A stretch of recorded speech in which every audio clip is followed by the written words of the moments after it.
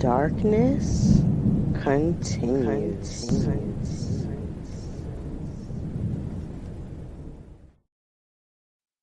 Open your mind. Dark exodus. Dark exodus.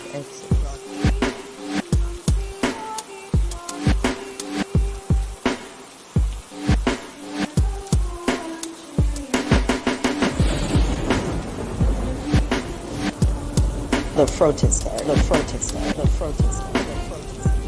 Dark exodus.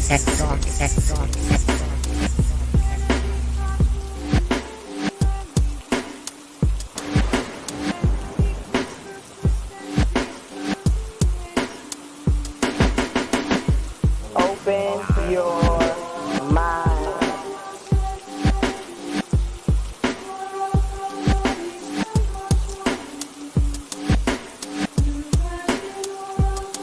You know.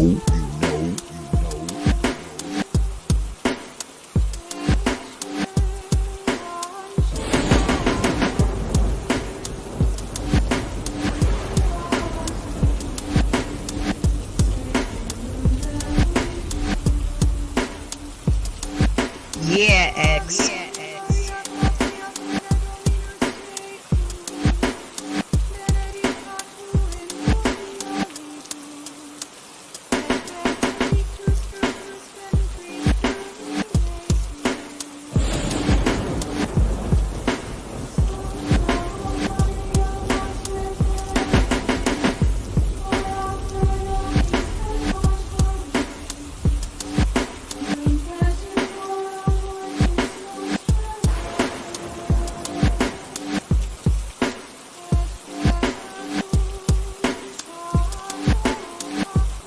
You know.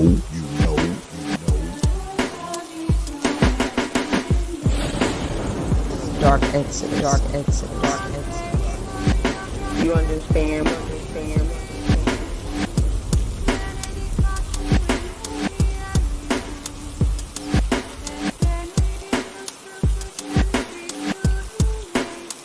Yeah, X.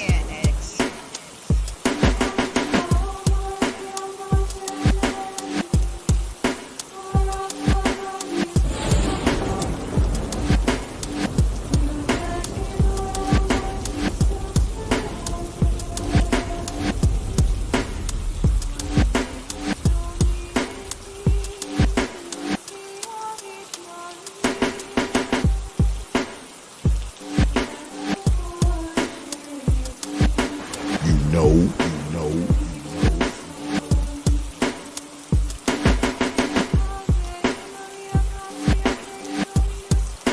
You understand?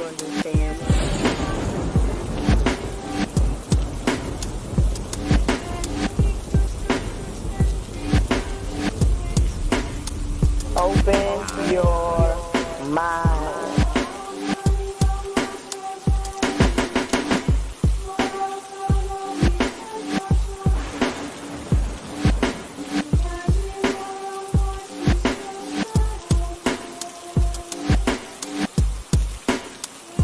Dark exodus. Yeah, X.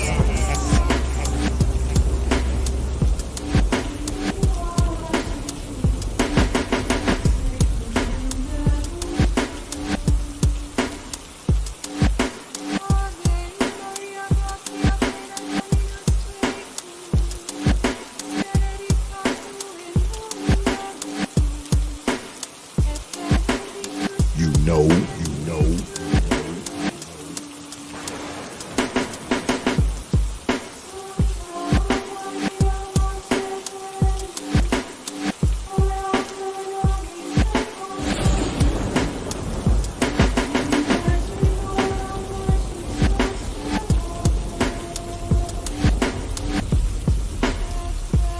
You understand?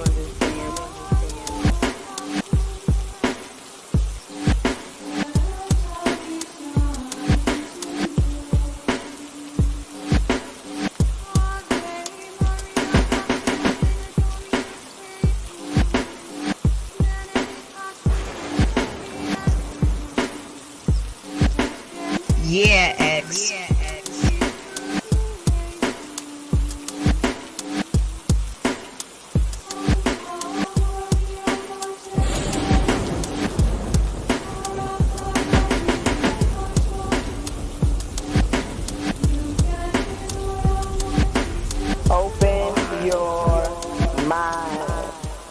Exodus, dark Exodus, dark Exodus, dark Exodus.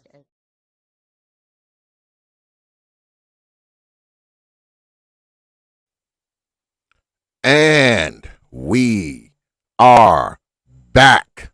Peace, folk. And welcome back to another edition of the Proper Thought series right here on the old T.P.O.T YouTube page. I'm your host, X, of course, but you knew that already. That's why y'all black asses are here. Tonight, we're going to get into a little social media. As you can see, scrolling across your screen down there. Tonight, Dark Exodus. Social media is not socializing.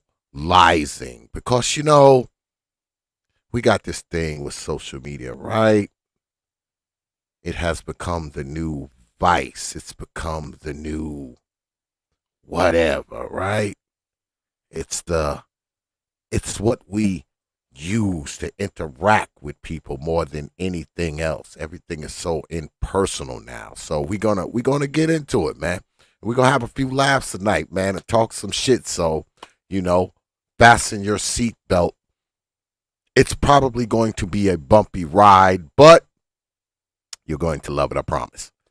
But anyway, y'all know I always start the stream off with thanking you good folks, man, for your likes, your shares, your views, your subs, and of course, your hard-earned pennies, nickels, dimes, quarters, and 50-cent pieces. Because I realize you good folk don't have to do it, man. You don't have to watch these goddamn streams. You don't have to come here every goddamn night. You don't have to share these videos. You don't have to sub to this channel. And you definitely don't have to drop your hard-earned coins on this platform. But you good folk choose to do so, man. Night after night, week after week, stream after stream, you are here. And I don't take you good folks lightly, man. I never have and I never will. You got my word on that. I'm humbled. I'm honored. I'm appreciative, man. And most importantly, man, I'm thankful for you good folk. But like I always say, man, I know I say a lot of shit up here that y'all don't like. And I'm going to continue to do so. But one thing I'll never do is take you good folks lightly or disrespect you. All right? All right. So let's get at it. But y'all know, before we start the show, we always have to start our show with something we call here. Damn, I can't even find it. Here we go. The old mama of the day. These old mamas.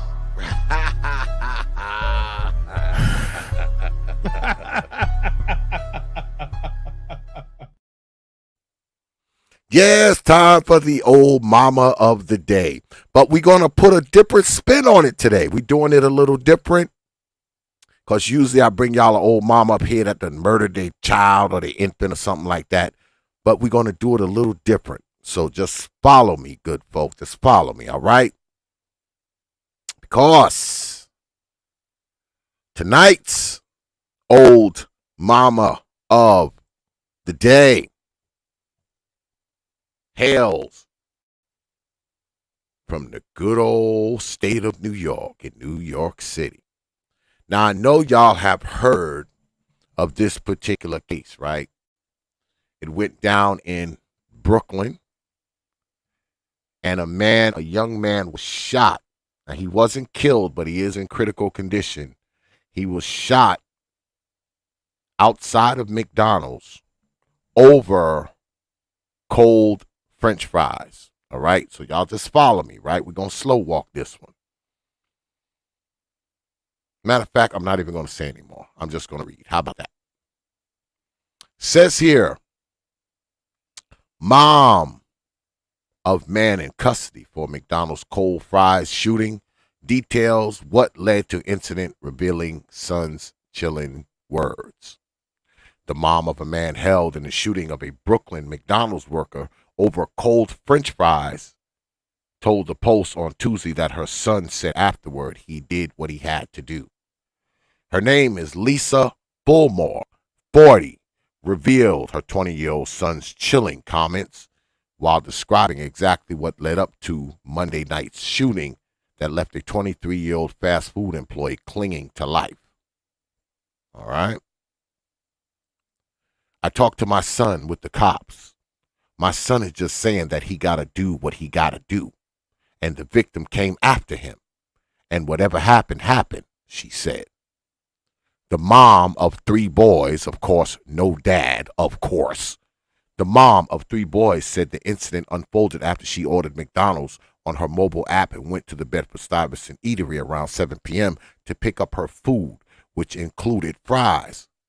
The fries was cold, Fullmore said. I asked the girl to change the French fries because the fries was cold. She went to the French fry machine for maybe 10 seconds and brought back fries. So I thought they was new fries. So I had left. A little AAVE for those of you who know who that is. Or should I say, for those of you who know what that is, a little AAVE. But we continue. So I taste the fries. And after I got to the third one, it was a cold fry still. So I went back to take the food back.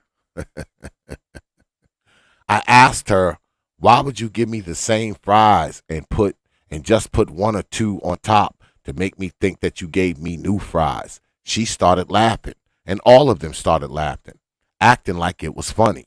I was like, what's funny? I paid for food and I should get what I asked for. They laughed at me.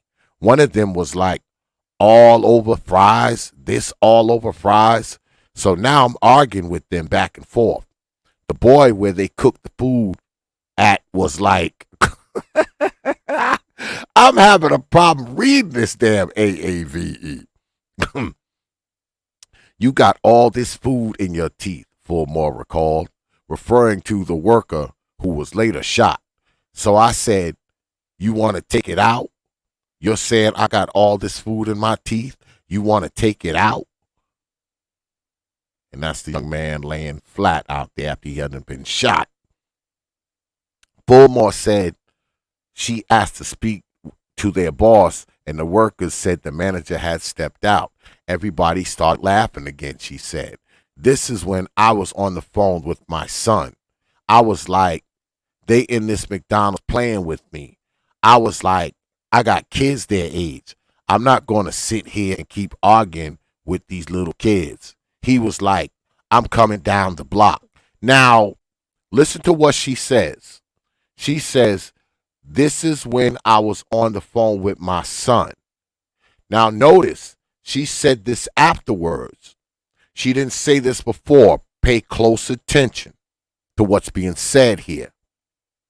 Because if she was on the phone with her son, she would have said, I was on the phone with my son and I walked into McDonald's and ordered my stuff. Now she says, this is when I was on the phone with my son. In other words, she hit her son up after this. All right? She hit her son up after this. She didn't get on the phone with him until after this exchange with the McDonald's workers, with the young folks. Now, mind you, this is a 40-year-old person, right? So she gets on the phone. Let me translate this AAV for you because she's bullshit. She's lying. I got on the phone and called my son. And I was like, they in this McDonald's trying to play me. I got kids their age. I'm not going to sit here and keep arguing with these little kids. Then her son, he was like, I'm coming down the block. And I was like, all right. In other words, she told him to come down the block. She told her son to come there because she had gotten some French fries. She said they was cold. She took them back. They gave her some more fries. She said those was cold too. So she assumed they was the same French fries. Went back in there, started arguing over the fast food order, and got on the fucking horn and called her son. All right? Now, it's just speculation on our part, but something tells me it's probably not that far off. Because I don't know. I wasn't there. I'm just going by what she claims to have told the news folk. All right? I'm kind of seeing through, this AAVE here. So she said, I was like, all right, when her son told her he was coming down the block. And I told him, no, don't come to McDonald's because I don't want you to get in trouble. Now, if she didn't want him to get in trouble, when he first said, I'm coming down here, she would have been like, nah, you don't need to come down here. Secondly, she would have never called him in the first place. I don't think it's necessary to call a family member just because somebody done gave you some cold French fries. Remember, I talked to y'all a while back about dying for love and killing for love. All right? This could have been easily resolved just by her leaving her ass out of McDonald's or demanding her money back or whatever. But we continue. She said, no, don't come to McDonald's because I don't want you to get in trouble, the mom said. But she said her son was already at the restaurant. Wait a minute. You're on the phone with him telling him not to come. Now you're telling the reporter that he was already there? Which is it? Was he down the block or was he already outside? Which is it? That also leads me to believe that this old mama got on the phone with him and told him to come down there. All right? See, she's getting it all mixed up because she's not that bright. Because what she's trying to do, she's trying to tell the story to make it look like she didn't tell him to come down there. That's what she's trying to do. At least that's the way it looks. That's the way it sounds to me. All right? Now, she says her son was already at the restaurant. He was like, I'm coming in. But wait a minute, he was down the block. So, okay, he was already there. So he came in. He heard them saying stuff to me. So he was like, you all got to back up off of my mother. Right? My son said, come outside to the boy in the back. She said, referring to her, who was later shot. The employee didn't exit the restaurant at that point. And Fulmore said she then told her son to just leave because I didn't want him to get in trouble. So I'm thinking my son was gone, she said. I'm thinking it was over because my son left the store. Then 10 or 15 minutes later, the mail worker came over to Fulmore asking, where your son at, the mom said, which I don't believe either. She says she told him her son had left and to mind his own business. But he went looking for my son, she said. The next thing you know, maybe like 10 minutes later, you hear a gunshot. So I ran to the door. I said, who's shooting?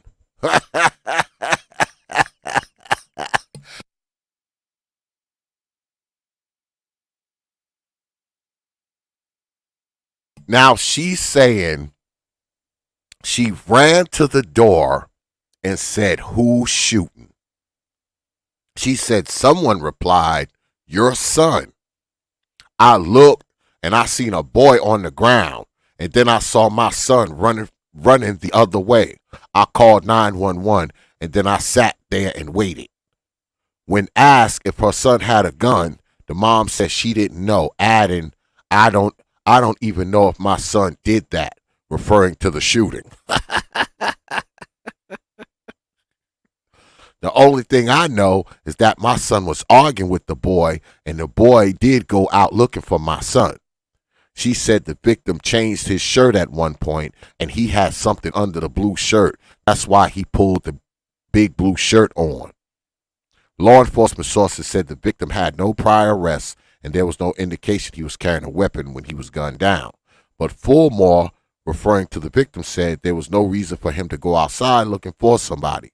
Whatever happened outside, you caused that to happen, she said. Fulmore's son is in police custody, but has not been charged in the shooting. He has previously been arrested several times, including grand larceny in 2019, assault and theft of service in 2018. Police sources said he also has numerous sealed arrest cases, they said. So this old mama know that her son's a fucking criminal degenerate, all right? She knows he's a fucking degenerate. She knows he's a fucking a miscreant, a criminal motherfucker, right? Grand larceny, assault, theft of service, and sealed cases. In other words, a lot of shit he's done when he was a minor. Sealed cases means shit you've done when you were a fucking minor. So he's been a fucking degenerate criminal that like forever, right?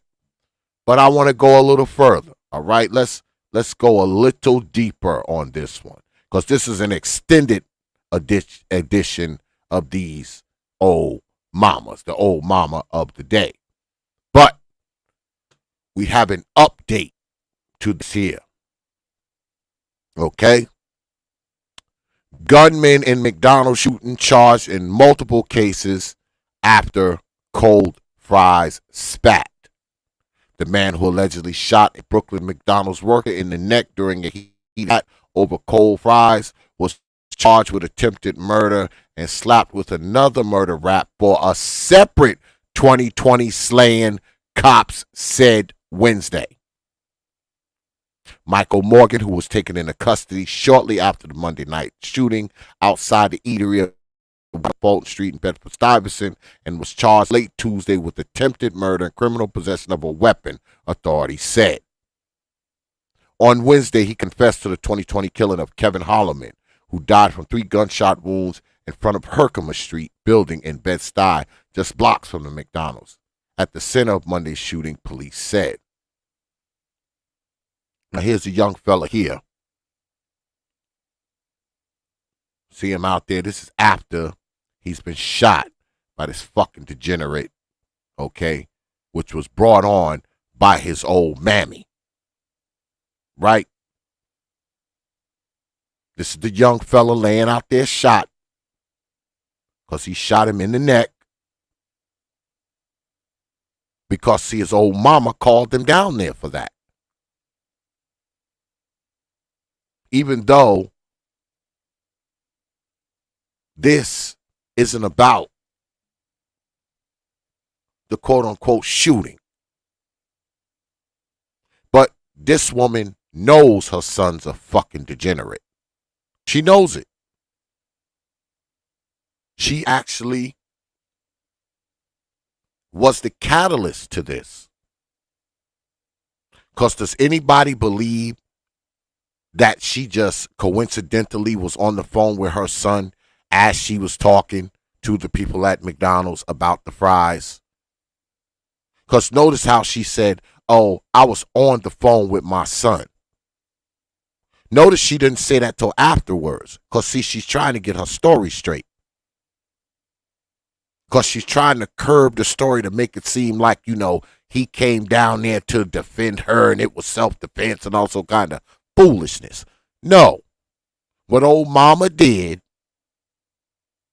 the fries was cold. Old mama took them back. She didn't like the way the fast food workers were treating her or talking to her or laughing at her or whatever they were doing. She didn't like it. So she got on the phone, called her son, who she knows is a gun-toting, murdering miscreant. She knows this. He's been getting in trouble ever since he was a minor. That's why he has all these sealed cases. She knows her old son ain't shit. Her black ass probably ain't shit. She can't even formulate a coherent sentence. This woman was interrupting one incoherent sentence with another fucking incoherent sentence. But she is the reason for this. Because she could have just got a refund. She could have just left that fucking McDonald's. She could have done multiple things. She didn't have to call her fucking son down there. She didn't have to. But she did. Because she wanted something to happen. I'm not saying that she wanted this to happen. I'm not saying that she wanted this young man to be laying in the sidewalk out there. I'm not saying that. But her son was there because of her. And I'm somewhat convinced that she called him there. Because notice, she didn't say they walked in there together. She said she walked in there by herself. Then she says her son said he's coming up the block. Then she says, oh, my son was already there. He was already in the restaurant. He's up the block. He's in the restaurant. He's right outside. He's all those places all at once. Something's going on with the timeline here. So in other words, this old mama here doing what these old mamas do best. Use their kids as a tool, as an accessory, as a weapon, and then afterwards make excuses. Coddle them. Lie for them. It's the craziest of things, man. And we wonder why a lot of these people, especially these young dudes, are so fucking attached to their old mammy. It's because she's so attached to them. These hoes know they failed these Negroes. They know they failed them. They fail them, and then they spend the rest of their lives trying to make up for it by lying for them, coddling them, making excuses for them. Because, see, they don't want to own the failure. So they try to circumvent it. They try to circumvent the failure, brothers. Because they won't own it and move on. That's why this motherfucker 38 still living in her basement. Because she's doing the same thing she did when he was 8. She's doing the same shit when he's 28, when he's 38, when he's 18. Continuing the failing fucking tactics that she used when he was 10. Still trying to raise him. Because she know she's failed them. Not realizing that you can't raise this grown motherfucker no more. That ship has sailed. Not only has it sailed and into the middle of the ocean and sunk to the bottom. The crew is dead. Because they don't want to own the failure. You want to know why these women don't want to own the failure? Because a lot of them, having these kids are the only fucking accomplishment they have. It's the only accomplishment they have. And why would you want to admit to failing at the only thing you've quote unquote accomplished?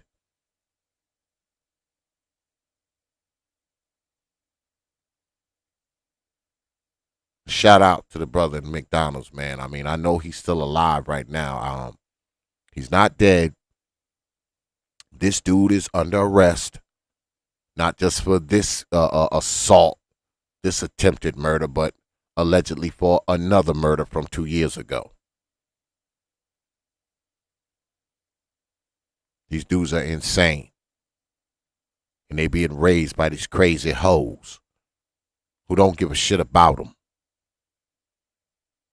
They didn't give a shit about them when they were little. They didn't give a shit about them then. So, of course, they grow up to shoot folks, rob folks, steal, carjack, rob liquor stores. Of course they do, man. What else are they going to do? They're being raised by these motherfucking fools.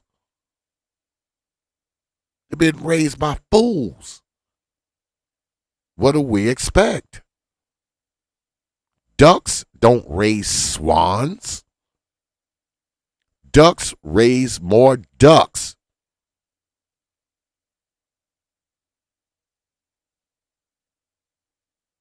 What do we expect from these dudes? When they're being raised by these old mamas.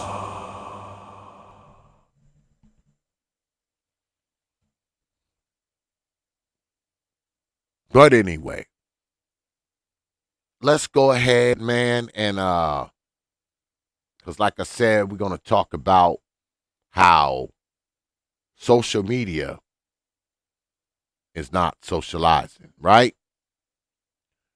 Because social media wasn't always here, right? Think back in the day, man, social media was what? It was television, right? The telephone. You actually socialized, right? You got together with your friends. Y'all met up at places, right? Y'all met up at the roller rink. Well, I'm aging myself when I say that shit. I don't even think roller rinks exist anymore. Well, we used to meet up at the goddamn roller rink, Negroes. Because, skating, roller skating was a thing. You go to the roller rink, everybody was there. All your buddies from school, the girls was there, and they be playing music and everybody be roller skating and, you were socializing, right? You went to parties. You went to the park, right? You went to people's houses. People came to your house. You went to the movies, right? I know I'm aging myself again, but we used to go to the drive-in when I was a younger kid, like, 10, 11, 12.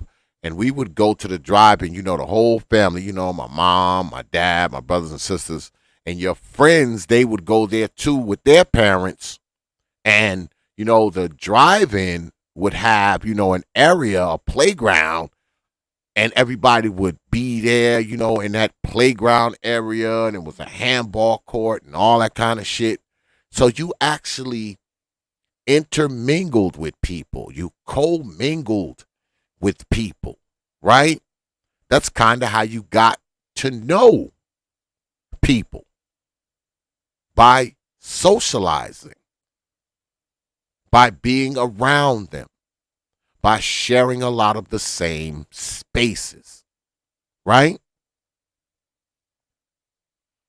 But it's not like that anymore, is it? Now, everything is online. Everything is FaceTime and Zoom and Skype and Facebook and all this old kind of foolishness, isn't it? You don't meet people and shake hands anymore. And if you do, it's usually after you've FaceTimed or Skyped or Zoom or whatever. The personal stuff where you shake hands and talk and meet up usually happens after you've had some type of contact digitally. Some of our first interactions with people are digital. Are they not? It's not like we meet people and then, we go into Zooming and FaceTiming and all that kind of stuff. We usually do that first.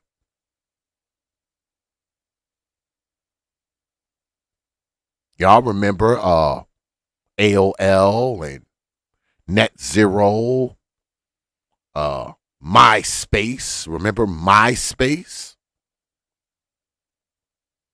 MySpace was the old school Facebook. That's where you interacted. That's when you talked your shit. But now it's Facebook and there's Twitter and there's Instagram and there's all this other kind of stuff. Right? So now we don't have to meet people anymore.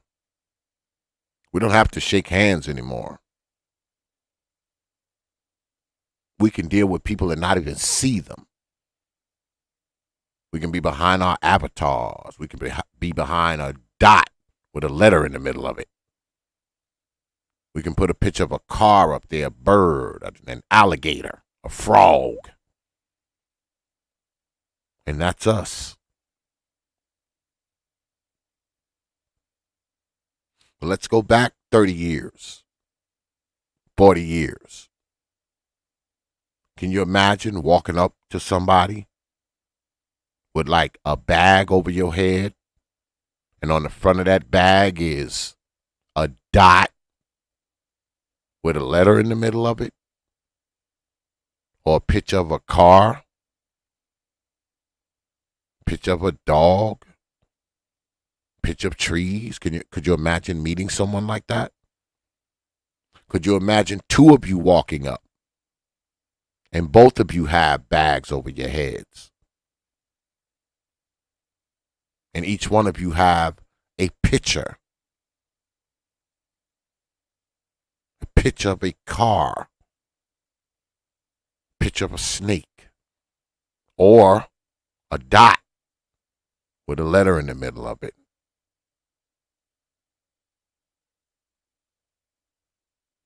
Can't imagine that, can you? Can you imagine that now? You single brothers out there who out there they're chasing hoes. Could you imagine your first encounter with a woman and both of you have bags over your heads?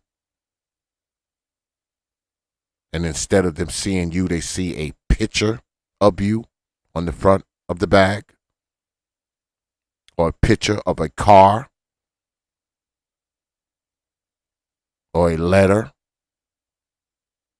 Or the picture of some animal? Can you imagine that? Sounds ridiculous, doesn't it? But technically, that's what we're doing here, right?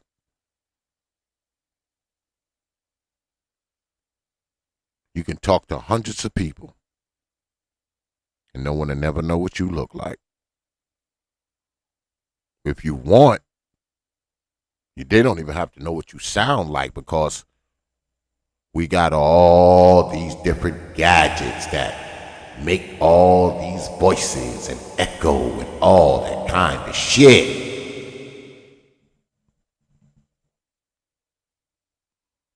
They don't even have to know what you sound like. That is social media. Social media has taken the personal and made it impersonal. Yeah, Brother Poseidon. Going to Friendlies, man, for the Hot Fuzz Sundays, man. I remember that.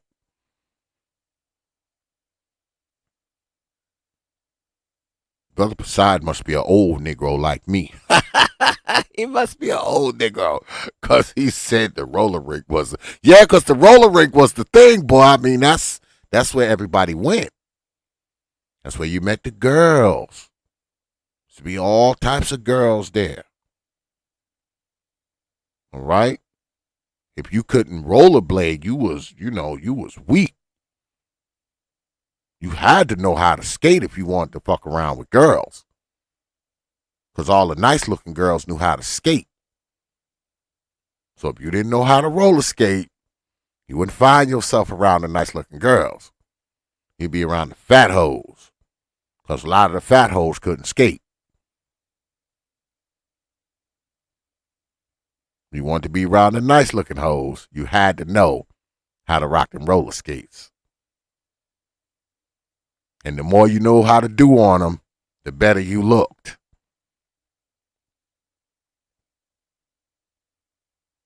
But just think about it, man. Fast forward 30, 40 years, man, from those days. There's none of that stuff now. I see my brother Big Nate is in the house. What's good with it, brother Big Nate? Now it's all online. Social media. Online dating. How is it even really dating? When you swiping left, you swiping right, you looking at profiles and choosing. And because even if two of you choose each other, right? What do y'all do? Y'all get in contact with each other how? Through social media.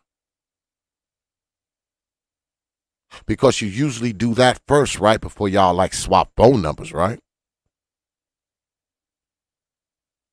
So I don't even think they should call it online dating. How you dating and you'd never seen each other? Or what you people say, oh, well, we've been dating online for like 6 months. The fuck you mean? You've never seen her. She's never seen you. You've never touched her. She's never touched you. If you have seen her, it's through Zoom or FaceTime or all this other bullshit that we got. How is that even dating? What do y'all do? Both of y'all go to a nice restaurant and FaceTime each other and eat it? Both of y'all go to a movie? She's in L.A., you in New York. She goes to a movie theater. You go to a movie theater. What do y'all do? Make sure y'all go to see the same movie so it's like y'all sitting there together.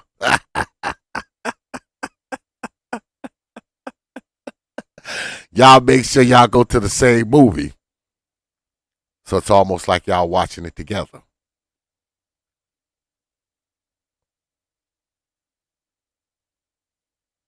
Social media has taken a lot of the social element out of us. I think that social media has made some of us antisocial. Because we can just sit back and type, right? We can type. A lot of us, we don't even have to talk. We just type. Type in someone's chat room.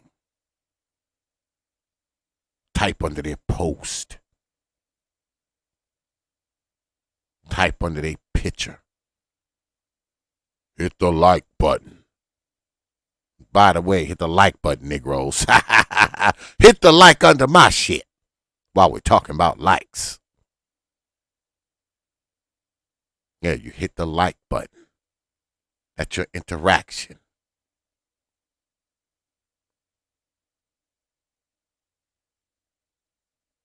Not only do I believe that social media has made us somewhat antisocial, I think it has made a lot of us uncivilized. Because it's given a voice to a lot of people who were voiceless, right? Because if you think back 20, 30, 40 years, you know that dude who never left the basement, sit down there in his drawers all day long, dirty dishes stacked to the ceiling. No one ever saw him, never talked to him. He just dwells in the basement. No one ever heard from him. No one ever saw him. But now, this dude's got a Facebook. He's got a Twitter. He's got an Instagram. He's got a YouTube page. So now people can see him, hear him. He has a voice. And that's just some of the men. What about the women? Women who used to be invisible to people 30 years ago, 40 years ago. No one paid these women any mind when they walked the street. No one talked to these women. No one gave these women any attention. But now, though, with social media, a 400-pound woman, she got an Instagram. She's got a Facebook. She's got a Twitter. She's got a YouTube page. And lo and behold, people are paying her attention. More people who would have ever paid her any attention 35 years ago. Some of these people that you see online now, 30 years ago, they would be fucking invisible. No one would be looking at them. No one would be talking to them. No one would be giving them any type of attention. But now, even the voiceless have a voice.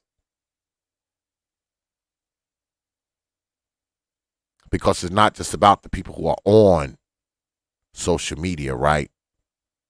The people who are the quote-unquote content creators, material makers. It's not just about those people, right? It's about the people who receive it. And this shit is addictive. I know. It's addictive. And not just addictive to the people who watch. It's also addictive to the people who create. Because we get used to turning on our camera and our microphone and our laptop, and our desktop and our PC. We get used to doing it.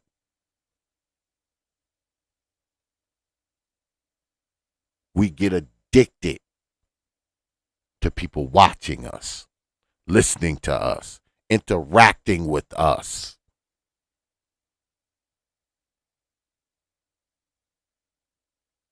We feed off of each other. The people who watch and the people who create. It's addictive on both sides.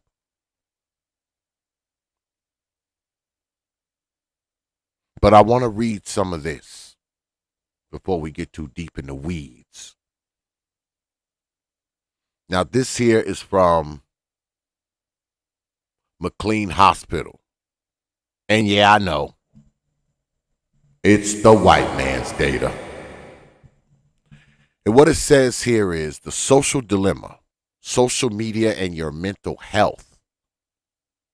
It says here, like it or not, using social media can cause anxiety, depression, and other health challenges.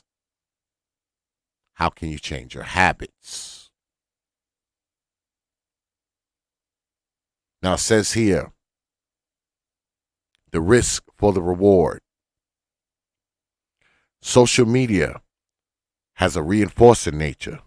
Using it activates the brain reward center by releasing dopamine, a feel-good chemical linked to pleasurable activities such as sex, food, and social interaction. The platforms are designed to be addictive and are associated with anxiety, depression, and even physical ailments. According to the Pew Research Center, 69% of adults and 81% of teens in the U.S. use social media. Think about that. 69% of adults. That's damn near 7 out of 10 adults. 81% of teens. That's 8 out of 10 teens in the U.S. use social media. This puts a large amount of the population at an increased risk of feeling anxious, depressed, or ill over their social media use. But what makes users come back for more, even when it can literally make them feel sick?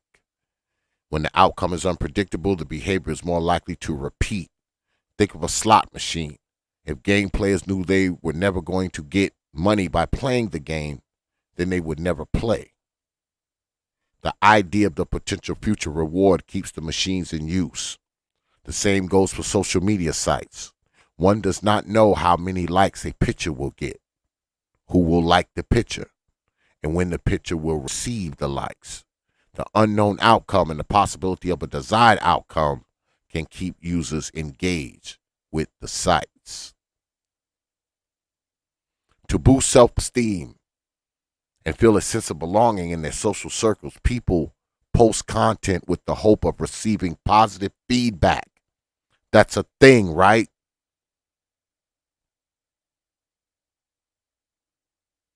When you put stuff out there, you expect positive feedback, right?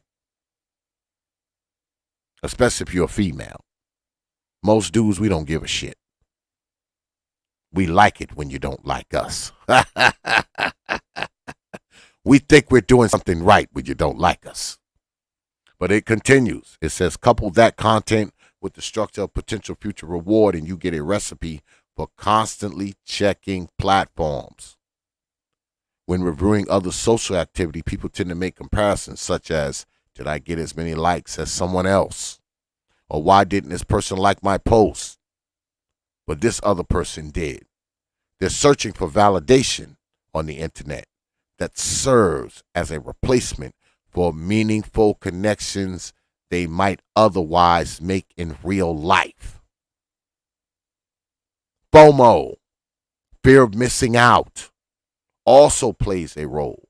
If everyone else is using social media sites and if someone doesn't join in, there's concern that they'll miss jokes, connections, or invitations. Missing experiences can create anxiety and depression. When people look online and see they're excluded from an activity, it can affect their thoughts and feelings and can affect them physically. A 2018 British study tied social media use to decrease disrupted and delayed sleep, which is associated with depression, memory loss, and poor academic performance. Social media use can affect users' physical health even more directly. Researchers know the connection between the mind and the gut can turn anxiety and depression into nausea, headaches, muscle tension, and tremors.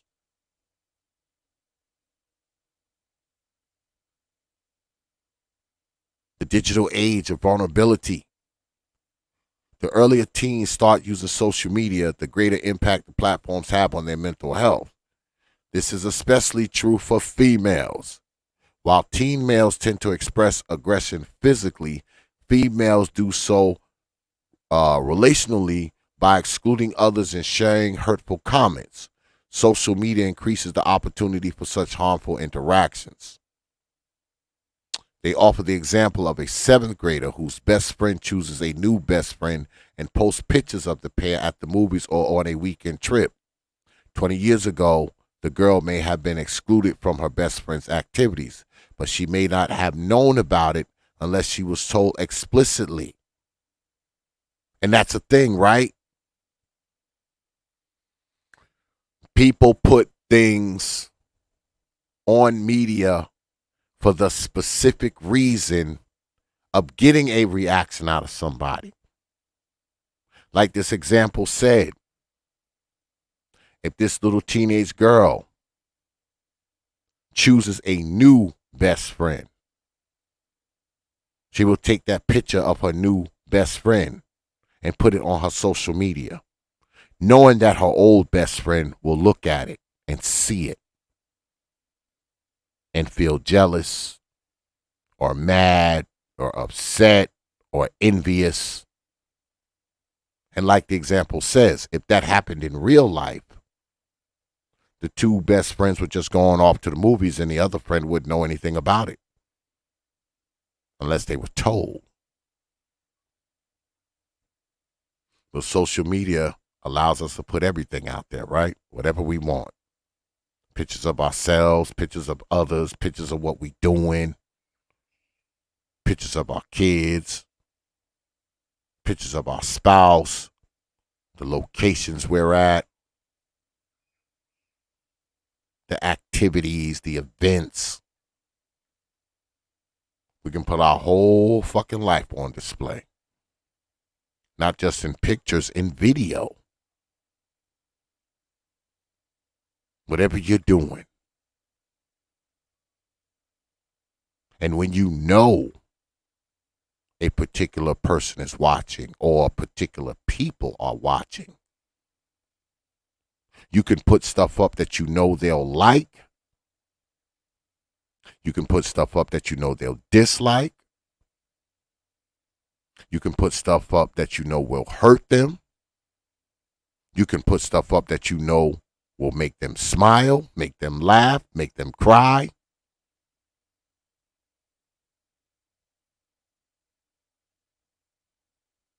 Remember, social media is not socializing. We can't forget that part. Because a lot of things we do online, we will never do in person. We wouldn't talk to people the way we do. We wouldn't disrespect people the way we do. The way we come across, the things we show people. You buy a house, you do a fucking tour of the house with your camera on Facebook. And all the people watching, most of them are a bunch of fucking strangers. Because let's be honest, how many fucking people do we really know? Oh, we know our whole 3,500 subscribers on YouTube. We know them. We know our 1,000 fucking followers on Facebook or Twitter. But we got our fucking camera doing a tour of our house. Would you do that in real life? Would you bring 1,000 people in your fucking house and give them a tour after you bought it?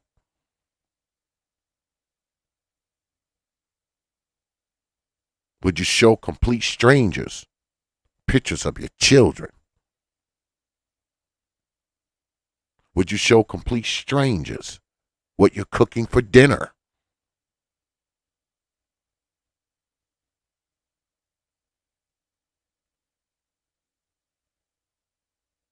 We think that this is social,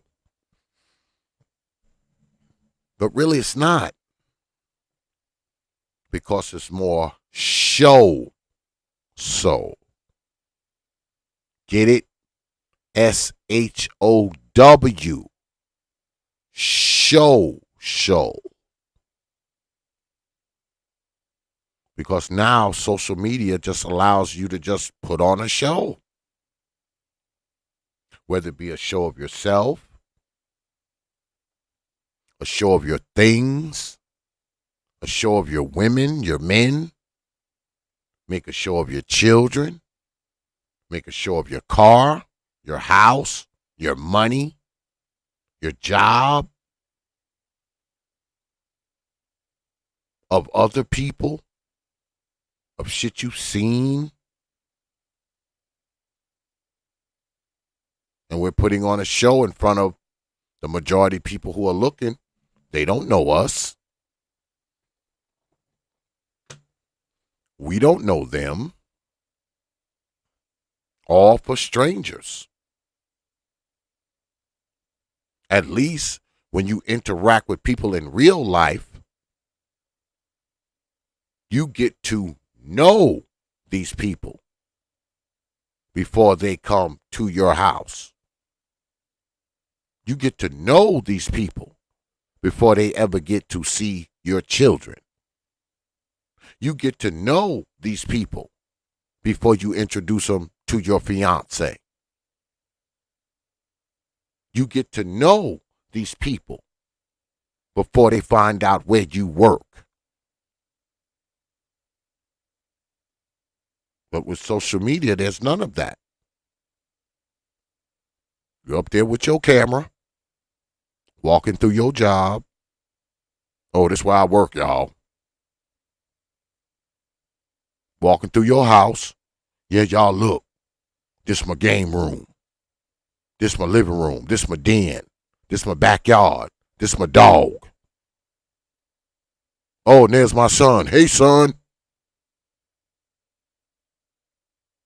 You wouldn't do that in real life. You wouldn't have 20 fucking strangers with you walking through your house. Introduce them to your kid. Walking through your job. Would you? But you sure do it on social media, don't you?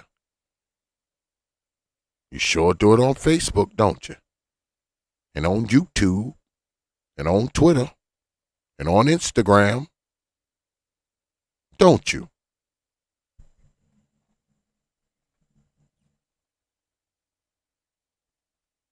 But let's continue, because I got something else I want to show y'all. Says here, in addition to providing young people with a window through which they can view missed experiences, social media puts a distorted lens on appearances and reality. Facebook, Instagram, and Snapchat increase the likelihood of seeing unrealistic filtered photos at a time when teens' bodies are changing. In the past, teens read magazines that contained altered photos of models. Now these images are one thumb scroll away at any given time. Apps that provide the user with airbrushing, teeth whitening, and more filters are easy to find and easier to use. It's not only celebrities who look perfect, it's everyone. When there's a filter applied to the digital world, it can be hard for teens to tell what's real and what isn't, which comes at a difficult time for them physically and emotionally. Middle school already is challenging for students with all of their developmental changes. As they go through puberty, they're tasked with establishing their identity at a time when the frontal lobes in their brains are not fully developed, and there's a lack of impulse control. All of this happens while their relationship with peers become more important. It's a very vulnerable population to have access to something where there is no stopgap before they post or press the send button. I think that's something of which to be mindful. But it says here adults are vulnerable too. In recent years, plastic surgeons have seen an uptick in requests from patients who want to look like their filtered Snapchat and Instagram photos. A New York Times article that ran in June 2018 features a newlywed couple who nearly separated after their honeymoon. The reason? The wife spent more time on the trip planning and posting selfies than she spent with her husband. But let's go back.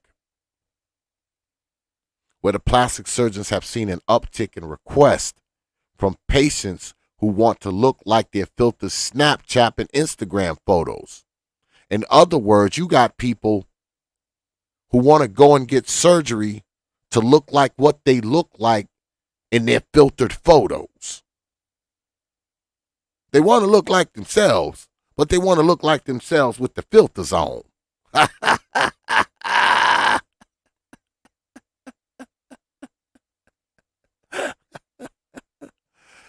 But this all we gonna read of this, man. I'm gonna put this in the chat. Y'all can check it out for yourselves. Don't just listen to me, because there's a lot more to it. There is a lot more to it, Negroes. Don't just listen to old X. Read it for yourself. All right? Read it for yourself, Negroes. Uh-oh. Shout out to Brother Poseidon with the $5 super chat. He says this topic is needed. Yes, I do believe it is, Brother Poseidon. But shout out for that $5 super chat, man. You know, when you drop coins on this platform, you get this.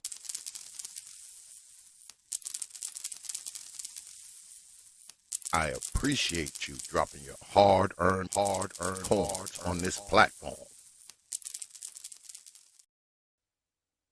Appreciate that, Brother Poseidon. Yeah, but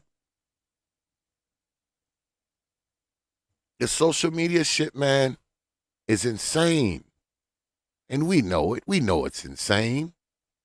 We'll never admit it, but we know it's insane. But let's move on, because I want to show y'all one more thing.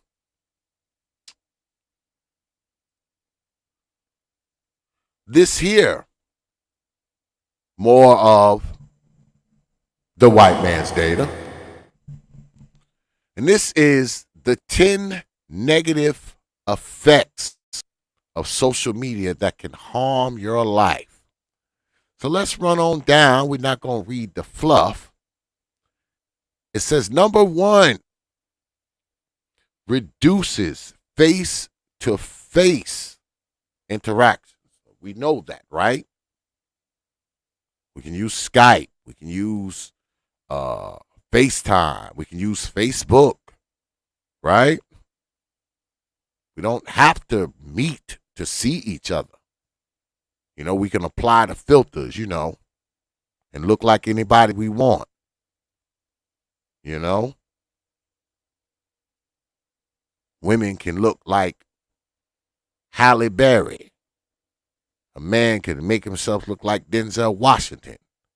I think they got apps now where you can literally change your face on things.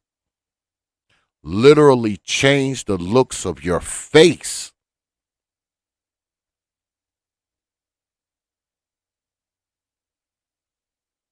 Isn't that something? Because technically you never have to meet, right? If y'all are quote unquote dating online, you don't have to meet.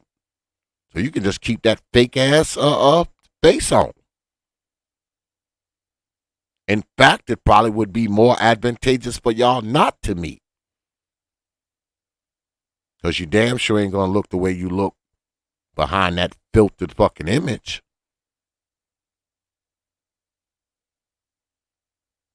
And it's got to be rough for women, right?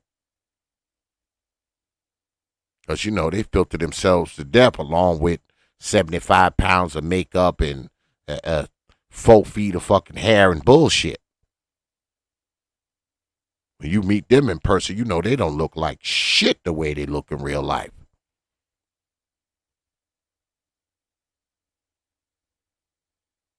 That shit damn near witchcraft. It's damn near sorcery.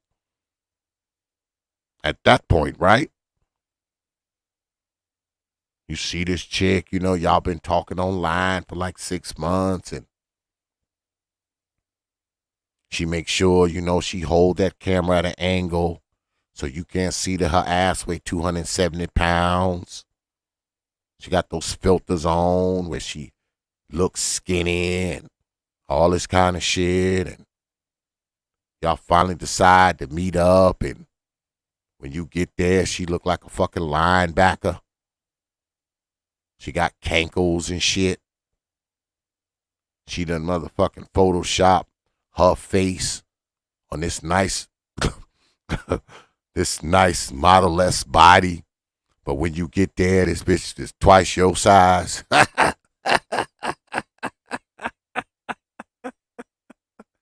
You get there, she twice your motherfucking size.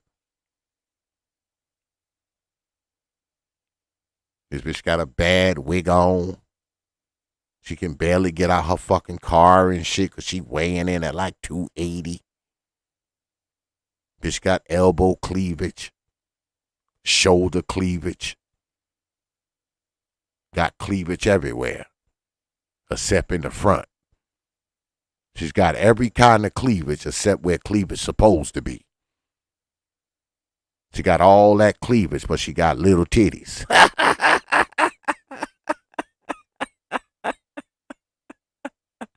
You get there, you see that shit.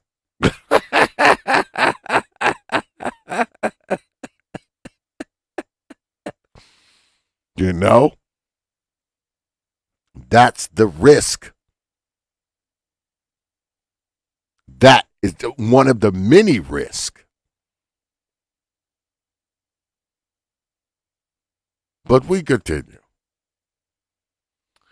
Says here, when you are on social media more often, not only do you spend less quality time with people who are physically present in your life, but they will quickly get annoyed when you're mindlessly scrolling through social media platforms instead of paying attention to them.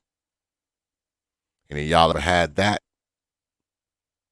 Y'all around a woman, and all night she on her damn phone, looking at Facebook, looking at Twitter, looking at Instagram, looking at TikTok.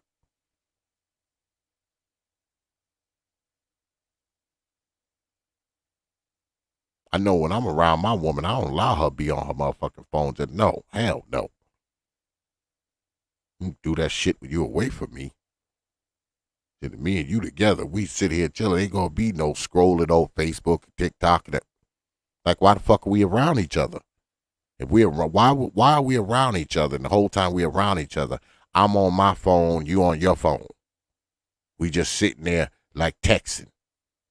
We're texting, we looking at Facebook, and if we want to say something to each other, we don't just lean over and say it. We text it to each other, even though we're 4 feet away. Because that's a thing too, right? Especially when you're talking about young folks. They be in the same fucking room. They texting each other. Calling each other from one end of the house to the other. Y'all in the same house, right down the hall from each other, but y'all are calling each other instead of just walking down the hall and saying something. You get on the phone and call them. Where you at? The living room? Oh, you in the kitchen? Bet. Yeah, I'll be in there in a minute.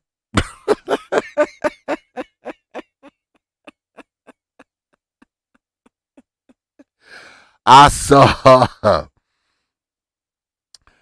saw a couple of my nephews do that shit one time. Like, I'm like, why the fuck are y'all calling each other? Like, y'all are in the same building. Where you at? The living room? Oh man, you still in the bathroom? They calling each other inside the same fucking house, man. Like, and see, that's the effect of social. That's the social media effect, though. Right? Because most of us, let's be honest here, we use our phone for social media probably more than we use it for phone calls. Phone calls are secondary on our phone. Our phone is for Facebook. Our phone is for Instagram. Our phone is for Twitter. Phone calls are secondary, aren't they? Notice how people, you see them online, they take their phone and they stream. Every now and then, you see somebody, their streamer get interrupted by a phone call. And a lot of times when they get a call coming in, they just reach over and bloop, send that shit to voicemail. Because the fact that they're on social media streaming and talking to you, talking to me, talking to somebody else is more important than that phone call. right? They don't take that call. They go right ahead and send that shit to voicemail. Because social media has taken precedent. It's more important. It's more vital. It's more interesting. They'd rather be on here doing this than talking to whoever that person is on the phone.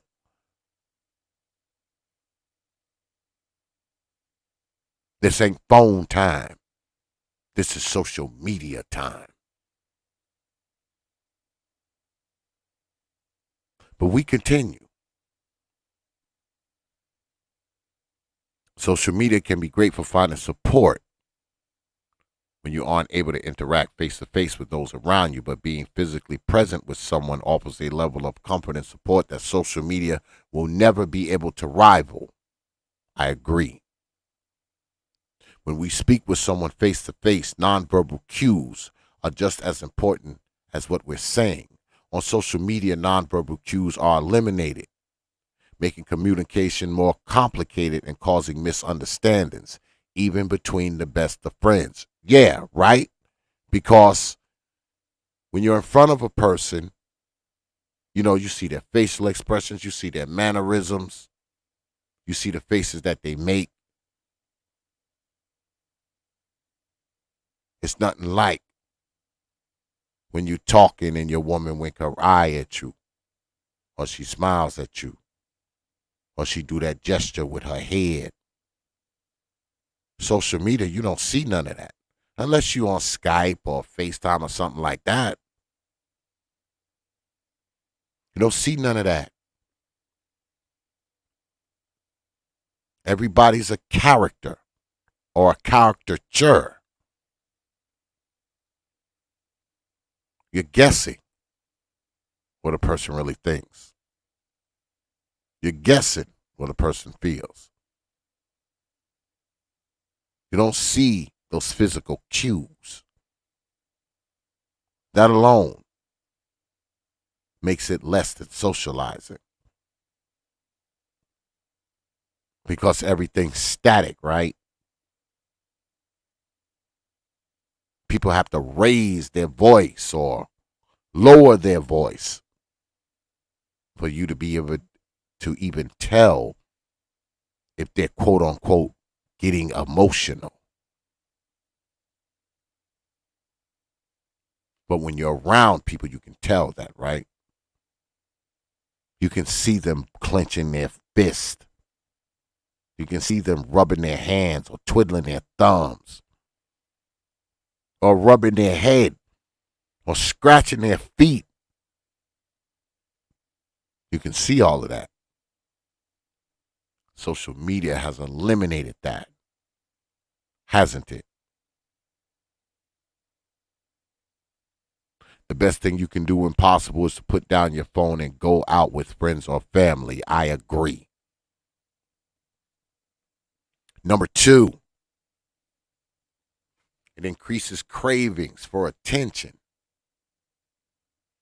If you're wondering why social media is bad, the cravings for attention it causes is one big reason. Posting vague statuses on Facebook to grab others' attention could easily become a nasty habit for people who use social media frequently. The never-ending competition for likes and notifications can consume you. The need for that type of attention, known as belonging, is a natural human phenomenon. It developed as a way to survive in groups. Attention is one of the most valuable resources in existence for social animals. It ensures that we have a safe place to land if we ever need it. Unfortunately, social media sites such as Facebook and YouTube have taken this need for attention to the extreme by allowing us to request attention at any given moment by posting updates and photos. Unfortunately, when you present a curated version of yourself to the world, any approval that you get is not for your full and whole self. On social media, we are getting attention for being a constructed version of ourselves, not our genuine selves. This leaves us receiving lots of attention and yet feeling more lonely and isolated than before, creating many negative effects of social media in our lives. Number 3, distracts from life goals. It's so easy to get wrapped up in what's going on in social media that people will neglect their real life goals. Instead of aiming for that dream job by obtaining useful skills, people tend to strive for internet stardom. Let's read that one again. Instead of aiming for the dream job by obtaining useful skills, people tend to strive for internet stardom instead. Isn't that something? Achieving goals takes hard work and a good deal of motivation. Social media allows an easy outlet to distract us when we don't feel like putting in the hard work. And we can end up going down a path where we simply don't get things done because it becomes too easy to find a distraction. If you find that you're having this particular problem, you can check out Lifehack's Foolproof Guide to Reaching Goals this year to get you back on track. Number 4, can lead to a higher risk of depression. According to recent studies, the more people use social media, the more negative feelings they experience, including depression. This could be particularly harmful to people who have been previously diagnosed with anxiety and depression.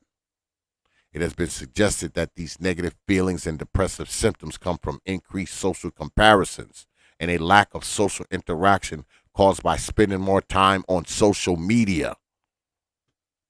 If you're beginning to notice that you're feeling down on a regular basis, recognize that this is one of the negative effects of social media and that it's probably time to take a break, Negroes. Yeah, it's probably time. Because if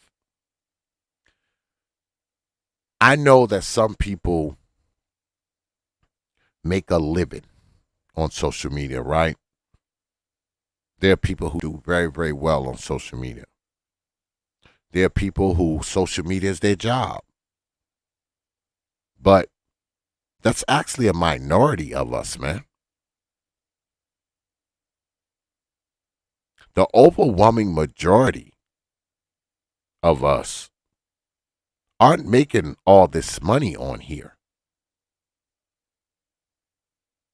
The overwhelming majority of us on here, this isn't our job. And that's the majority of us. And it's definitely a minority of us that are making, millions of dollars on here.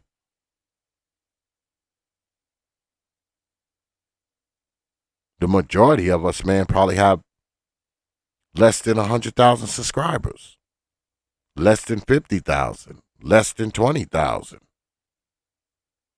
less than 10. It's not like everybody that come on here is some fucking star. The stars on media, man, are a minority amongst us. Just punch up a random name in YouTube search engine and scroll down.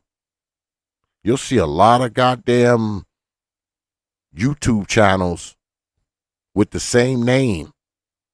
And they have like 5 subscribers, 3 subscribers, 8 subscribers, 20 subscribers, 30 subscribers. That's the majority of us. The majority of us on here will never get to 100,000 subscribers. The overwhelming majority will never get there. Ever.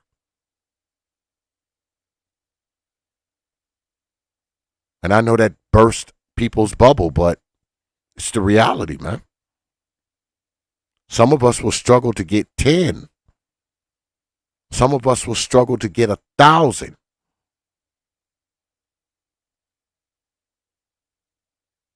That's just the truth. That's just the truth.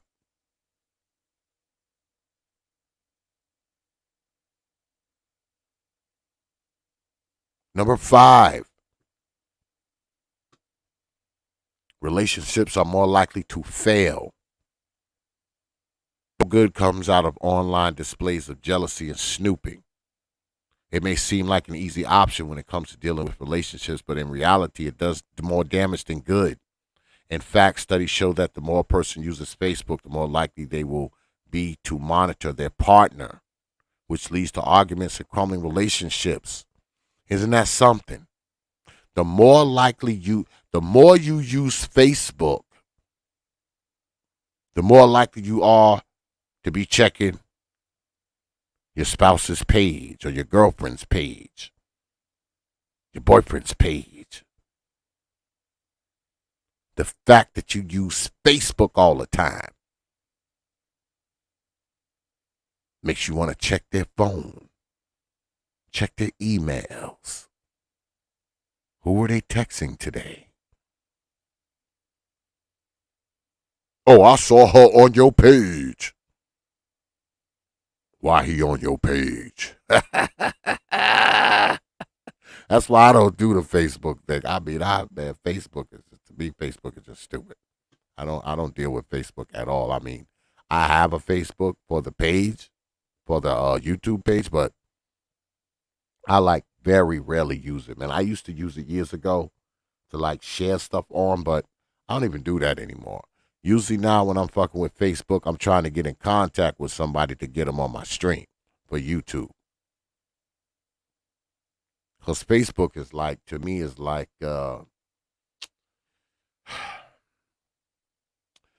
Facebook to me is like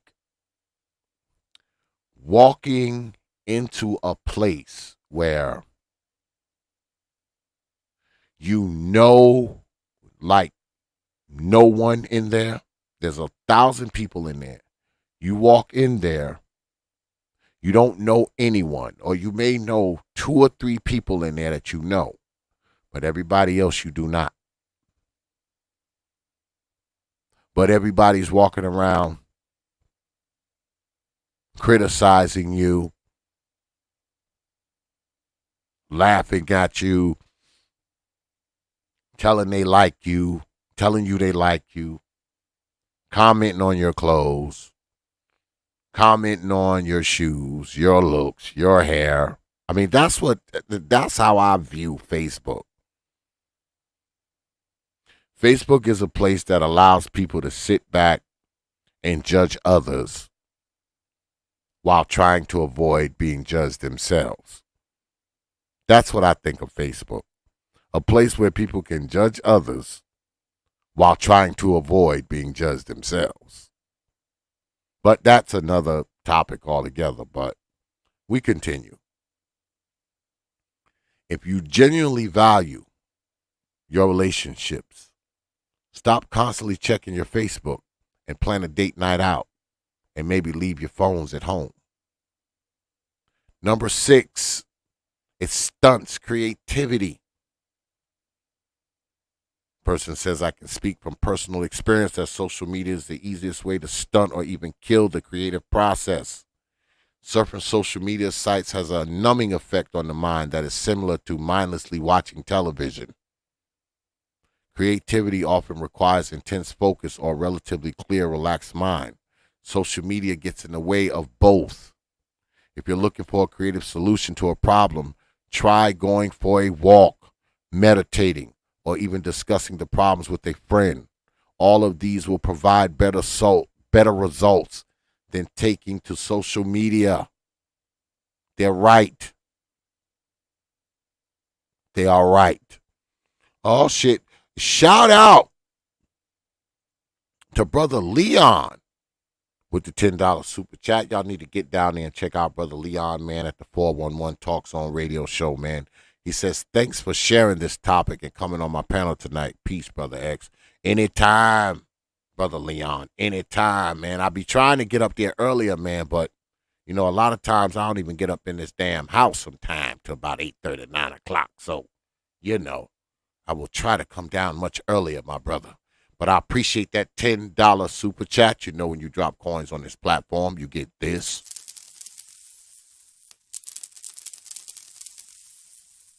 I appreciate you dropping your hard-earned coins on this platform. Appreciate that, Brother Leon. Like I said, man, y'all need to get on down there, man, and check out the 411 Talk Zone Radio show, Negroes. But we continue. Number 7, encountering cyber bullies. People feel too comfortable on the web and say things they wouldn't normally say in real life. If you're not the one saying horrible things, you're still inevitably going to be exposed to it, which is one of the many negative effects of social media. Cyberbullying, whether it's directed at you or not, will lead to more negative thoughts and likely a more negative perspective on humanity as a whole. Getting out in the world and seeing the random acts of kindness that people offer in real life is the perfect antidote to this. I guess if you're a young person, the quote-unquote cyberbullying really affects you. I don't think cyberbullying is a big deal because guess what? You choose to be on or off of this shit. Okay? You choose that. So if someone's saying bad shit to you, all you got to do is flip the channel. All right? I guess if you're a younger person, it's a little different. You know, you just can't pull yourself away. But, you know, you're an adult, man. You know, 20s, 30s, 40s.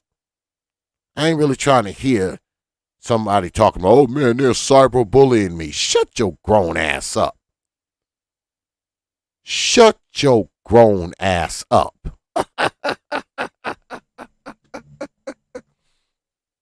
You're a goddamn adult. How's somebody cyberbullying you and your ass 30? Come on. Come on.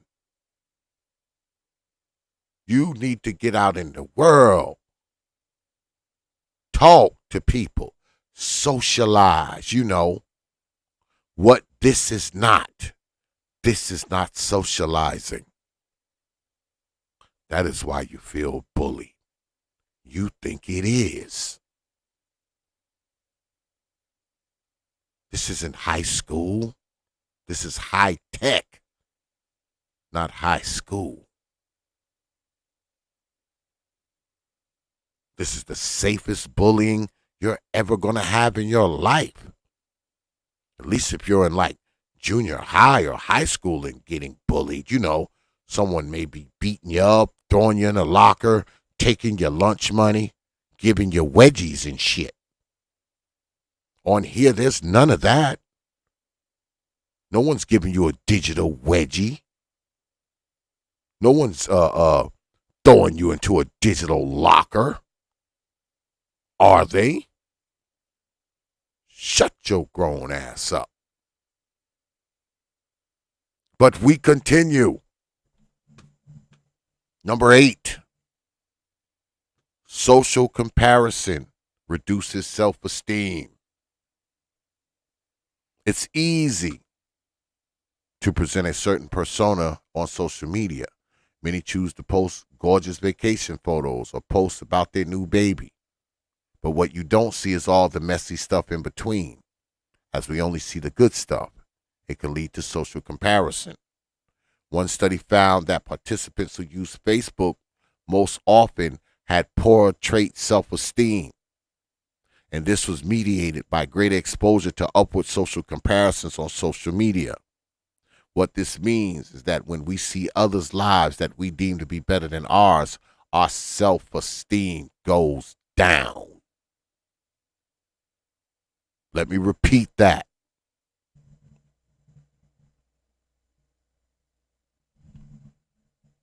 When we see others' lives that we deem to be better than ours, our self-esteem goes down. And there's got to be some truth to that, right? Because there's a lot of one-upmanship on social media. One person say, I got a Benz. The next person say, I got a BMW. The next person say, I got a Rolls Royce. The next person say, I got a helicopter. The next person says, I got a plane. The next person say, I got the space shuttle. Next person says, I got a mini mansion. The next person says, I got a mansion. The last person says, I have a castle. Y'all see where I'm going here?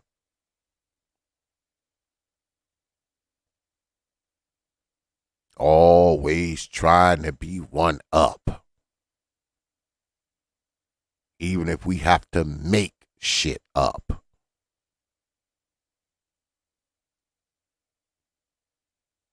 Because our self-esteem is low. Because we around this shit. That's why everybody on fucking on media is a fucking millionaire, right? I never seen so many fucking millionaires. I never seen so many of them. Millionaires and ballers and six-figure Negroes and six-figure hoes, and everybody's got a mansion. Everybody's got a fucking helicopter. Everybody's got a plane. I never seen so many fucking millionaires in my life. I guess this is where all the millionaires come together. YouTube, where where millionaires congregate. This is where all the millionaires congregate. And I tell you motherfuckers right now, I am not one of y'all. I am not a millionaire. I'm a blue-collar working stiff. That's it. Nothing more, nothing less. So, if all you millionaires want to stop being around me, because I'm not in y'all class, I understand. But see, I'm not a millionaire like y'all. I'm not. I got to get out and roll in dirt and mud and grease and covered by fucking insects and a tool in one hand, a pen and a clipboard in the other most time.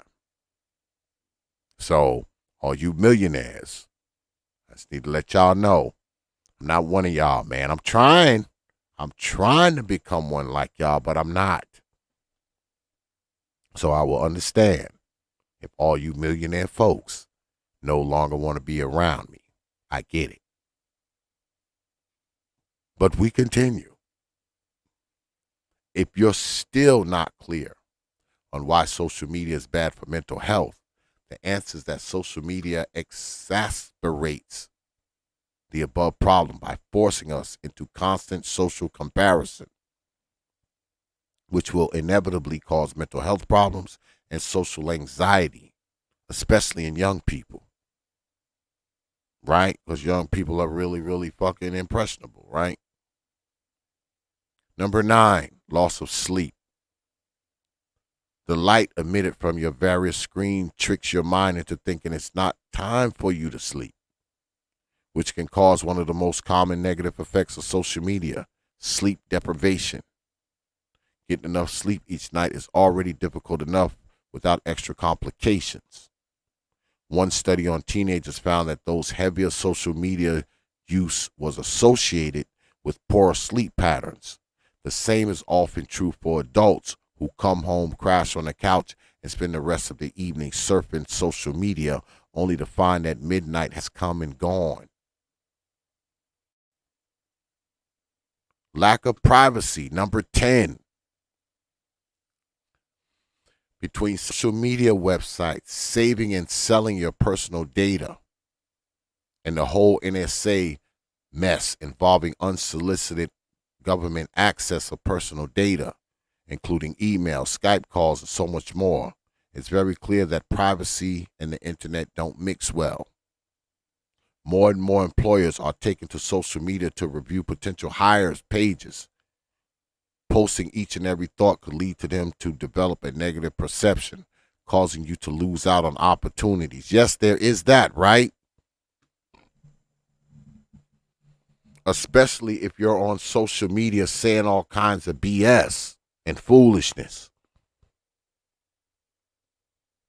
Stuff that you said and just let it go and went on with your life. Some years go by and you're trying to get a really, really good job. And they pull up your social media of some nonsense you said 3 years ago, 4 years ago, 5 years ago. Something that they don't like. Something that is counter to the call sign of that company, counter to the ideas of that company.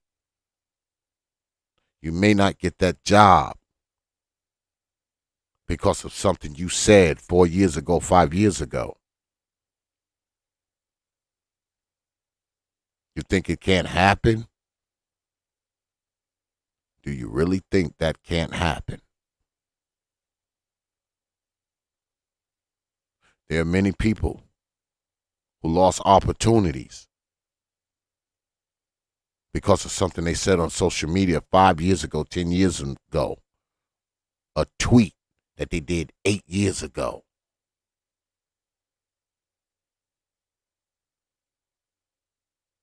Especially nowadays, because everything's offensive, right? Everything you say is freaking offensive. Certain groups you're not allowed to say anything about unless you're telling people how great they are. Anything else you cannot say. But what if you did say something negative or bad about a particular group? No matter what that group is, whether it be an ethnicity or a lifestyle or a color of skin. What if you did say something? What if you said something controversial about that group 5 years ago in a tweet or an Instagram post or on Facebook? Fast forward 5 years, you're going for this job. Guess who owns the company? A member of one of those groups. And they pulled up your Twitter. They pulled up your Facebook, your Instagram, your YouTube page. And they say, hey, look, you got all the qualifications for this job. We were ready to offer it to you. Until we saw this. What you said about us. What you said about me. What you said about this group that I belong to.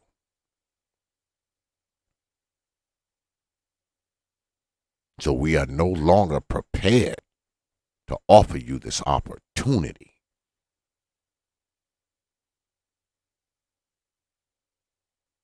And I know it sounds like it's an outlier, but is it? Because everybody's on social media now, aren't they? It's not a stretch for a potential employer to look up your social media, especially if you use your whole name.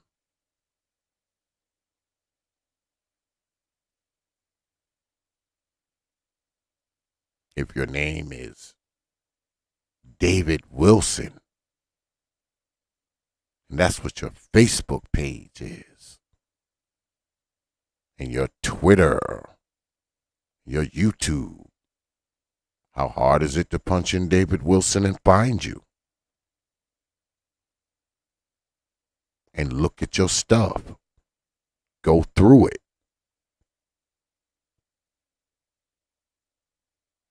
But social media does that to us too, right? It numbs us. It makes us think that anything that didn't happen 2 weeks ago didn't happen. If it didn't happen 30 days ago, it didn't happen. It did happen 5 years ago. It's still on your page. A person just have to scroll through it.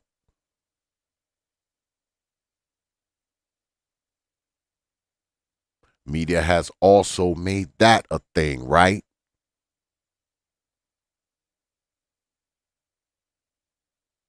And guess what? It's all recorded. Especially when you do things like YouTube and put videos on Facebook. It's recorded. It's documented. The date you streamed it, the day you put it up, even that's there. A person can literally go back and say, well, you said this on this day, this month. Person can literally do that. Because one thing about social media, it timestamps, right? So what happens when you're asked about that stuff?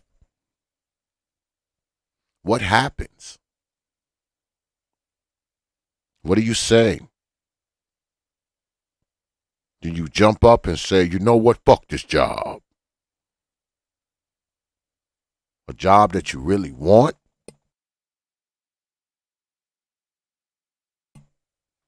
And they ask you about your comments that you put on Facebook 4 years ago? Your comments on Twitter from 4 years ago? A video that you made on YouTube from 4 years ago? I'm talking about a gotcha moment.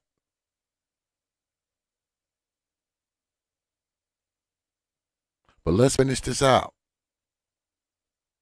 It says here, the bottom line, when used correctly and sparingly, social media can be a great way to connect with others when face-to-face interactions are impossible. However, it's important to know about the negative effects of social media and to limit the time you spend in the digital world in order to avoid getting lost there. Try cutting back on your online time and get out into the world again. Repeat that. Try cutting back on your online time and get out into the world again, Negroes.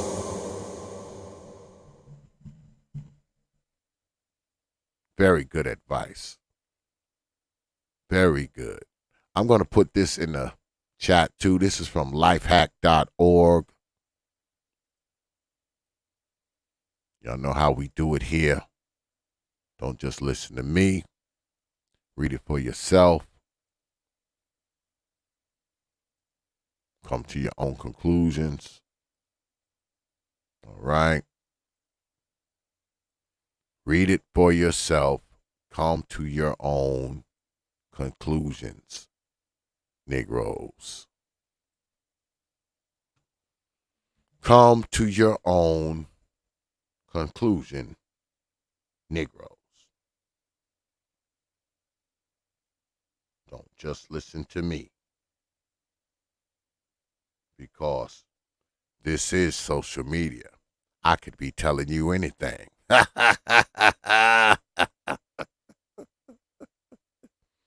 I could be telling you anything. Can I? And that's another thing, right? When it comes to this social media shit, I mean, you can pretty much say anything, be what you want to be, do what you want to do, say what you want to say. That alone makes it kind of impersonal, right?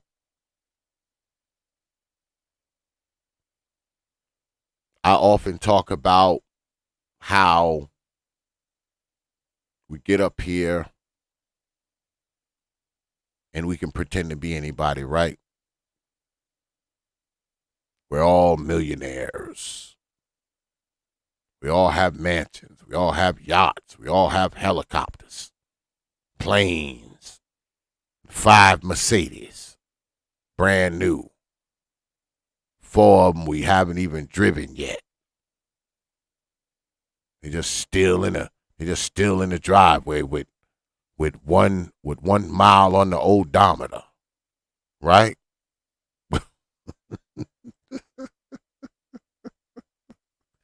Only got 1 mile on the old odometer. But we couldn't pull that shit in real life, right?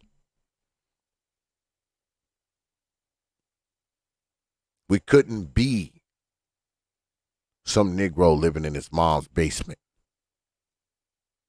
telling you that we're rich. Could we? We wouldn't get away with it. We just couldn't. It would be impossible. Especially if we know you and we're around you. And even if we didn't, you wouldn't be able to do it. And the only reason why you can do it is because this isn't socializing. And likewise, you get people up here and they go to talking about what they're going to do to you, threatening to slap you, threatening to beat you up, threatening to take your wife.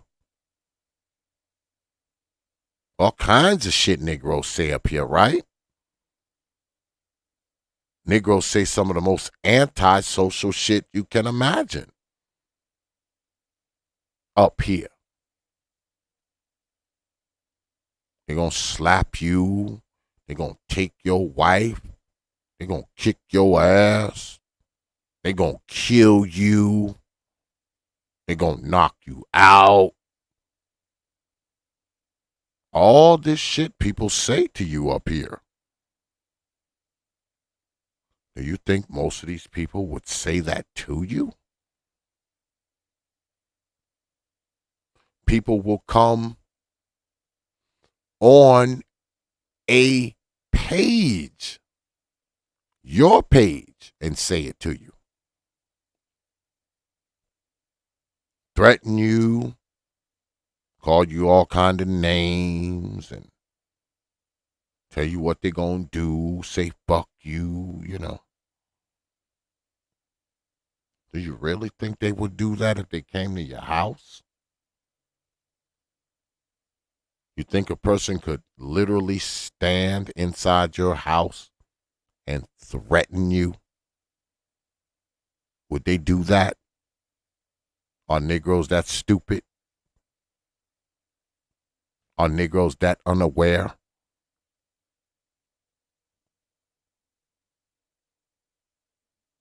Are Negroes that confident?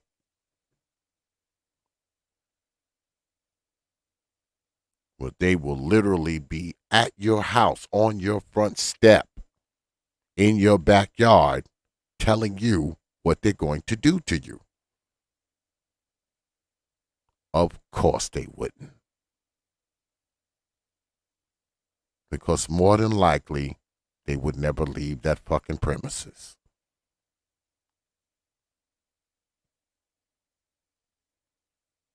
You think a Negro would knock on your door and you open your door and this Negro just starts right off top cussing you out and threatening to slap you when you open your door?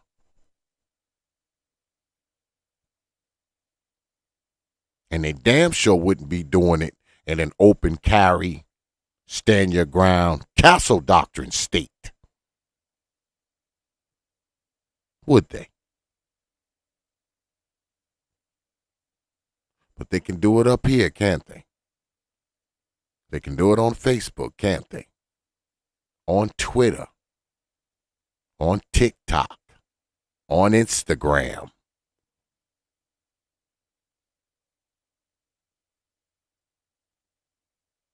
That's what I'm talking about.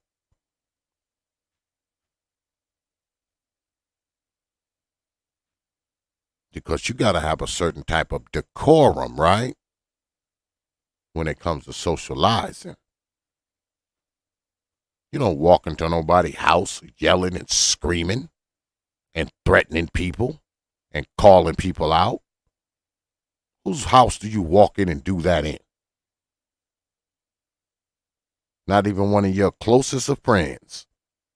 Are you going to be walking into their house with your voice raised? Pissing on their furniture? And kicking over their freaking chairs? And screaming at other guests that are in that house? You wouldn't do it. Because if you did, that would make you a fool and an idiot. Because you probably wouldn't walk out of there if you did it.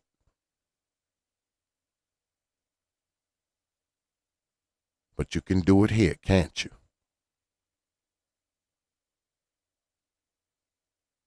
Because this isn't socializing. This is socializing. I say again, socializing.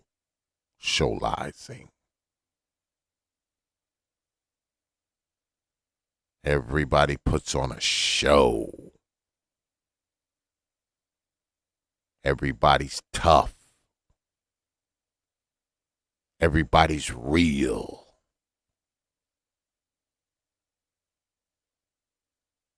Everybody's big and bad here.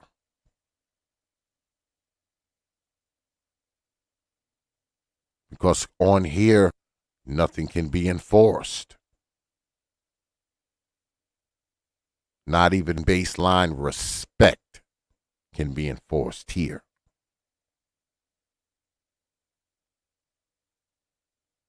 But in real life, when you really socialize it, respect can be enforced, can it? You know these Negroes on here. They'll come up on a stream where it's 6, 7, 8 people, and they'll come right in the middle. I'll be yelling and screaming and saying, fuck this, fuck that, fuck you, I'ma do this, I'ma do that. You think those Negroes could do that in a real life social setting? Fuck what they say. They might say they will, but because I know for a fact, ain't nowhere in the world you're going to walk in the middle of 10 dudes that I know, the brothers that I know, the brothers that I deal with. The last thing you want to do is walk in between 10 of them talking crazy. You probably won't make it out of there.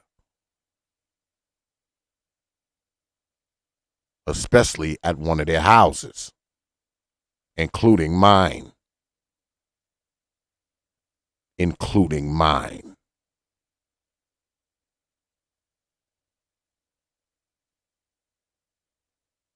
Because when you're socializing for real, you are under certain social parameters and perimeters. Breach them, somebody gonna call you on it. And maybe multiple somebodies will call you on it.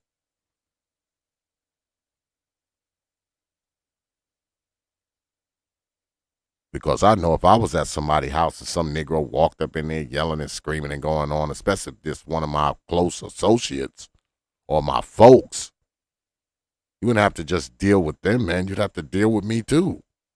Because I would be like, hey, man, how the hell you going to come to this man's house talking this bullshit? And guess what? If you was to come to my house, shoot, one of the dudes that I know or one of my family members would probably be on you before I would. You'd have to deal with them before you dealt with me, I would imagine. Especially if they caught it before I did. So you don't have to worry about that up here, right? That's the joy of it. That's the benefit of it. You don't have to worry about any of that. You can say what you want and get away with it.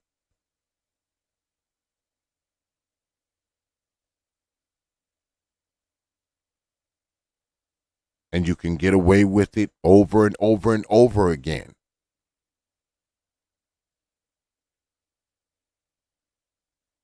And the crazy thing is,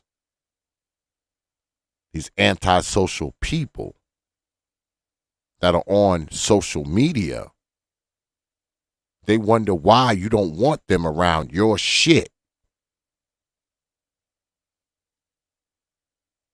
Because they believe that they have every right to get on this medium, say what they want to say to you, and you just deal with it. Why do they think that way? Because they know no consequences can be enforced. Respect can't be enforced. Not here. But they know in a real life, real time social setting, they would never do and say the things they do and say up here, man. I say again, if they did, they'd be a fool. They'd be a fool to do it.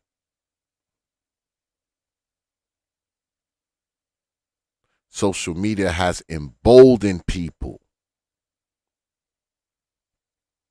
to be antisocial,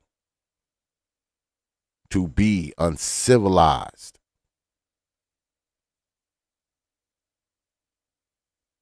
Something they wouldn't have the nuts or the guts to do in real time.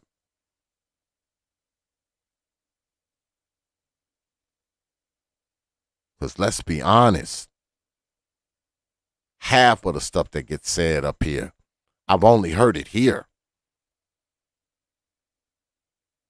I've only heard it here.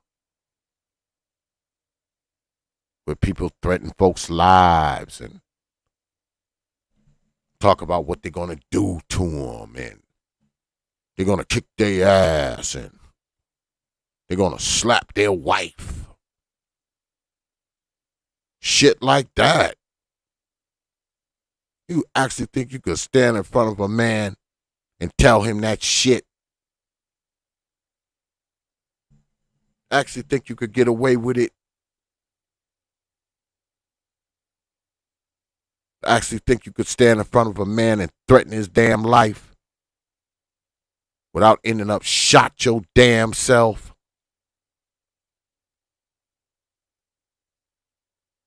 But that's just it, right?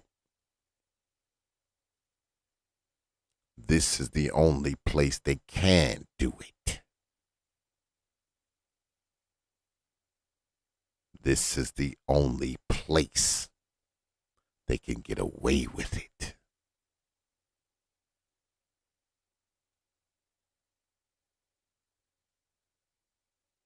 Because when they out in those streets, they dare not threaten anyone. They dare not talk about someone's child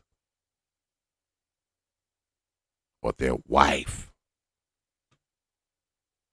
or their parent. They dare not.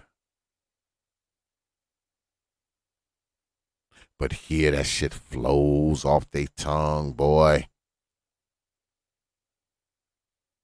You don't give it a second thought. Because there's relative safety here, isn't it? Hold on a second, y'all. Give me a minute.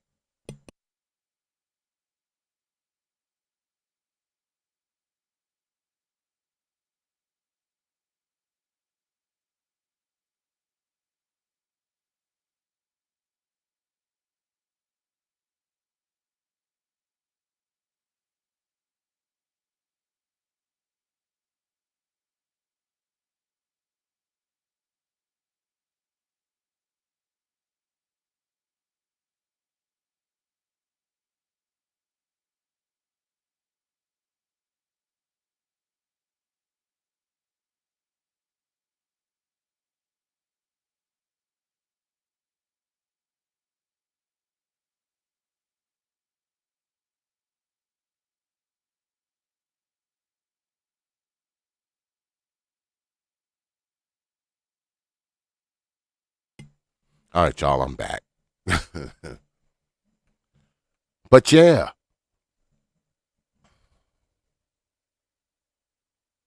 I mean, a lot of the shit that gets said up here, man, people would never say that shit to you, man. They just wouldn't. They just wouldn't. They wouldn't say it to you, man. They just wouldn't. Not only would they not say it to you, they wouldn't say it to anyone else.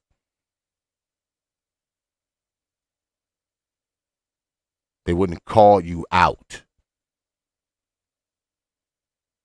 You get a lot of people who get up here, man, and they try to put people's information and shit and all that shit out. You think they would fucking stand in front of you and do that shit? That's why I say, man, there's safety on this shit.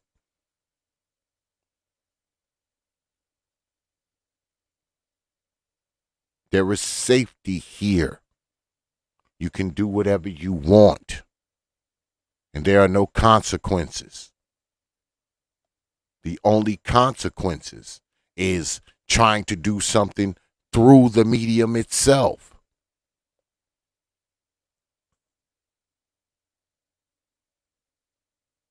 But just imagine if that changed, right? Just imagine if you start hearing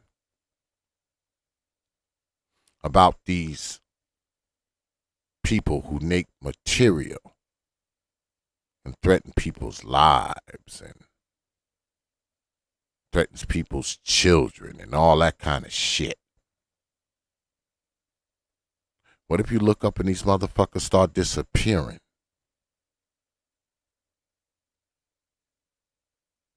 Because they said something wrong to the wrong person. And this person didn't make a response video. They didn't say anything. They might have found out what area you live in, what street, what block, what apartment building. But see, they don't put it online. They just go there. And they wait. Wait for your black ass to show your face. Now what? What happens now? Do you say, oh man, this is just YouTube. Oh, I didn't mean it. But what if that person you've threatened, what if they mean it? Because see, this works both ways, right?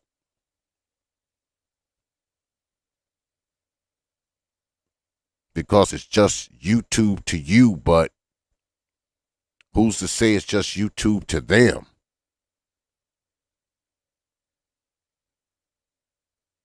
And they show up somewhere where they know you are. And like I said, you got to be a crazy Negro to show up at somebody's crib. But what if they one of those crazy Negroes to show up at your crib? Are you ready for that? Are you ready for that? What do you do? What do you do in that instance? Especially if you one of those Negroes who done threatened this guy, talked shit about this guy, talked shit about his wife, his mama, his children. What do you do if he shows up at your house?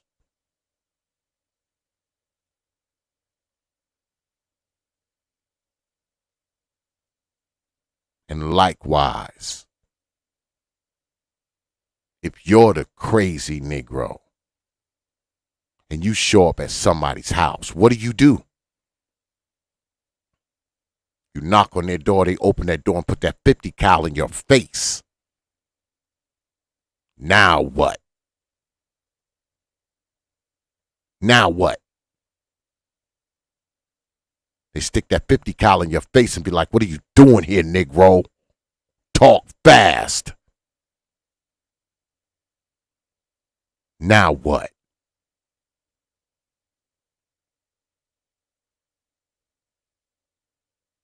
It's all different now, ain't it? Because see, now we ain't on YouTube. You can't just grab the mouse and flip to another channel now, can you? You can't click that button and be off that stream now, can you?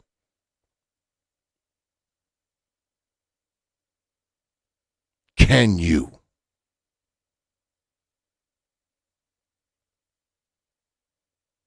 Now, I know y'all listening to this, and y'all wondering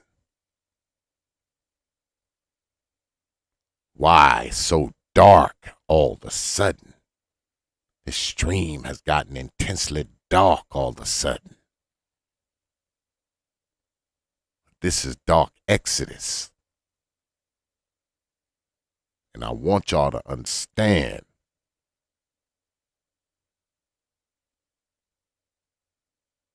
but the title speaks for itself. Social media is not socializing. Because if social media was socializing, a lot of the shit that you Negroes say, you wouldn't be saying it. And you may think you will, you may say you will, but most of you Negroes don't say half the shit you say up here. Half of it. Half of the stuff you say up here, you probably ain't even saying in the barbershop. You probably ain't saying it around your family. You're not.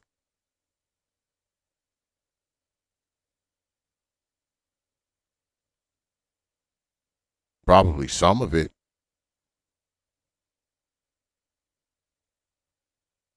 You're not. And you know you're not. And you definitely ain't talking to smack to people that you talk up here. You're not doing that shit when you're at your job. When you're around your family. You're not doing it.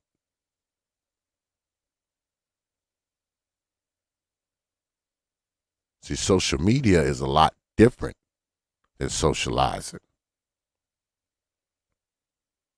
When you socializing, you got to have some degree of tact. You got to have some degree of respect. Not just for others, but for your damn self. Because if you're a disrespectful motherfucker, no matter where you at, you're going to get called on it. Especially around people that you don't know. And it doesn't matter who you are. You ain't going to be able to walk into no crowd of dudes and disrespect them. You're not.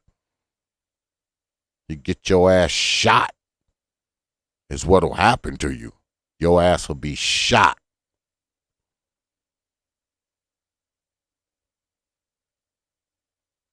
If not shot, beat bloody at the very least.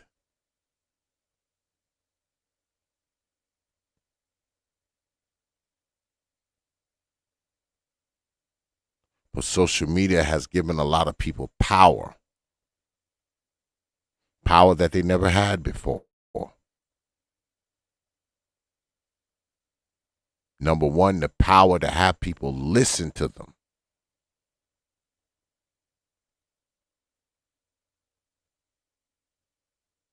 To have people interact with them. To have people support them.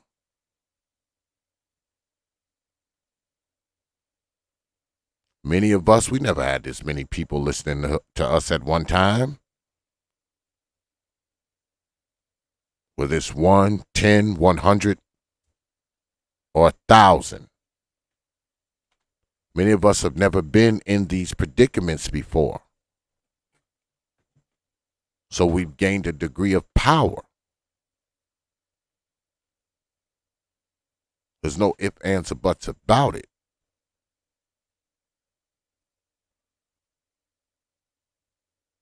Some of us use the power in positive ways. Some of us use it in negative ways.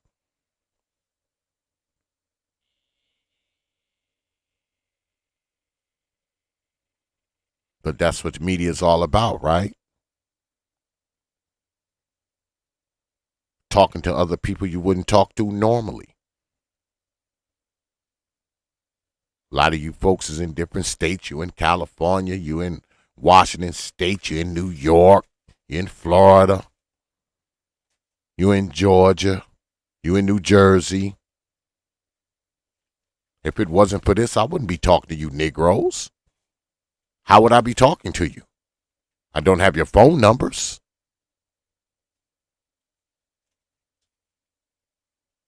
How would I be talking to you? We wouldn't be discussing anything, would we? You 2,000 miles away. You're 1,000 miles away. You 800 miles away. We wouldn't be talking about anything. But when we all gather here on this high-tech conference call, because that's all it is, can talk to anybody, right? I've talked to brothers from Africa, Italy, Spain, England.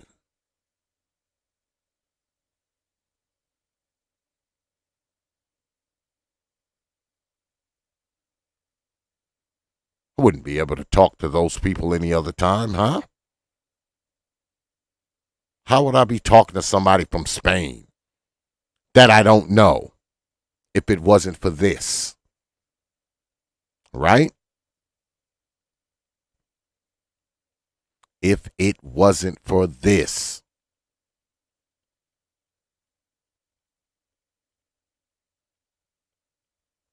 And y'all hit that goddamn like button, you lazy Negroes.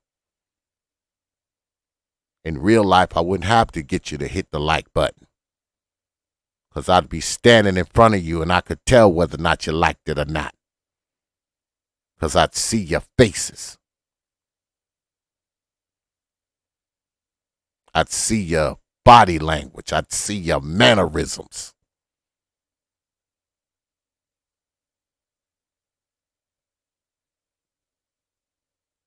Right? And you'd be able to see mine. That's the difference. Now, don't get me wrong. I don't have a quote unquote issue with social media. Because if I did, I wouldn't be on this shit. But at the same time, I do not see this as something primary in my life. I'm on here because I like doing it. And I think that puts me in a very unique position.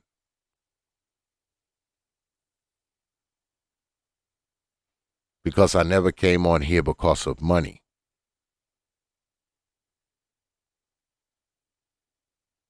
I came on here because I like chopping it down with the brothers more than anything else.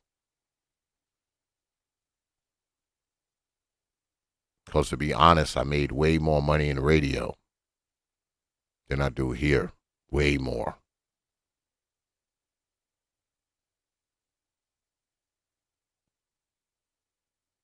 I came here because I like chopping it down with the brothers. And I met a lot of good people. I interact with a lot of good people. A lot of good people. A lot of good brothers I've met over the years and interacted with over the years. Lots of them. Too many to name. Too many to name. From all walks of life. From all political parties. From all socioeconomic statuses. From all parts of the world. And from many different ages and stages and stations in life. That's one thing I'm thankful for, to be honest. Because a lot of these dudes I would have never interacted with if it wasn't for this. Would have never interacted with them. I would never have had their phone number. I've met a few brothers. I've met about 4 YouTubers. Sat down with them, talked to them, bullshit with them, chopped it down with them, talked some shit with them. And who knows, before it's all over, I may meet some more. Who knows? So that shit I'm thankful for. That's one thing that media has been a net positive for me. I met a lot of good brothers through this.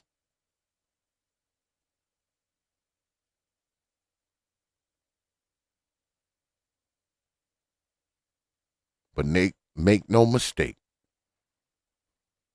I don't see this as socializing. I don't. Because to be honest with you, I'd rather sit down and have a beer with you than do a live stream with you. I'd rather sit down and have a cigar with you than do a live stream with you.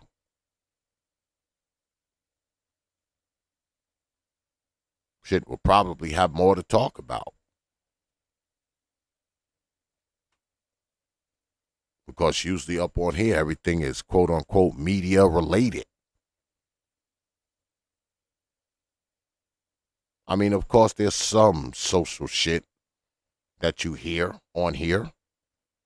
But most of it is media related, right?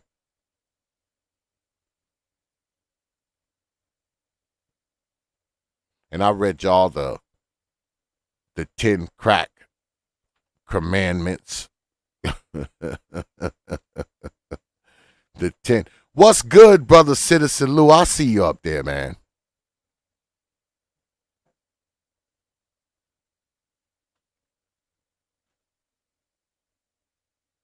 And to be honest with you, I think social media itself has done black folk more harm than good.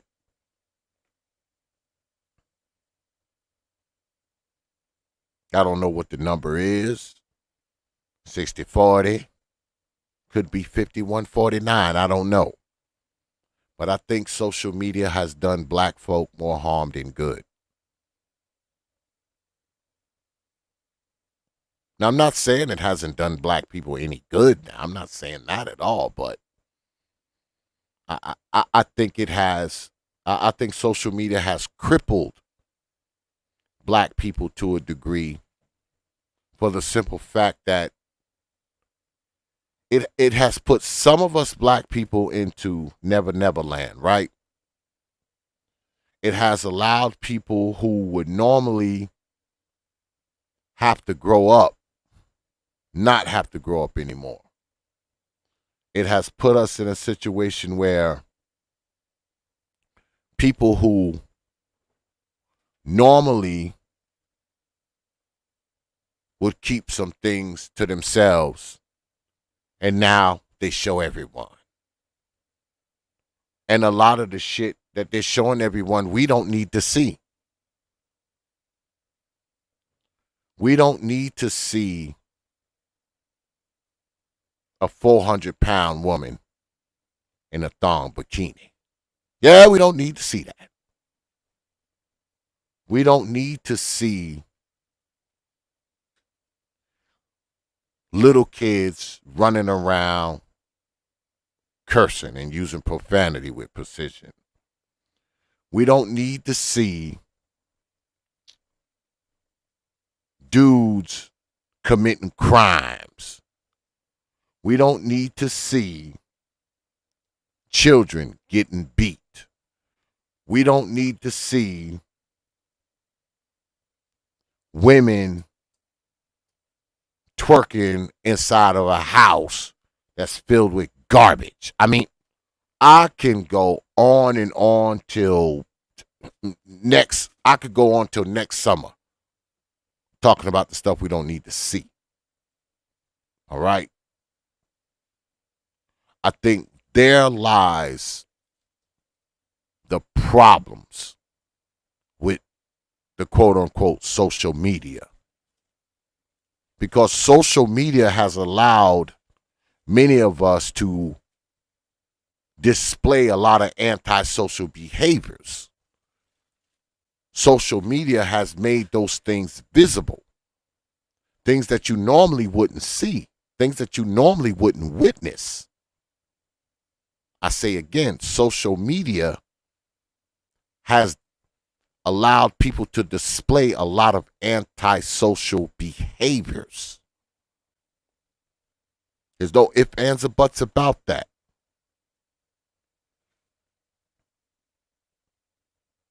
And what I think it has done, besides impact black people more so negatively than positively, is that it has allowed black people to not only be distracted, not only give them a form of psychological escapism, it has allowed black people to look at everybody as if they're like some type of star. Because let's think about social media, right? I mean, just in the last recent years, we saw the influx of quote unquote celebrities that are on it now, right?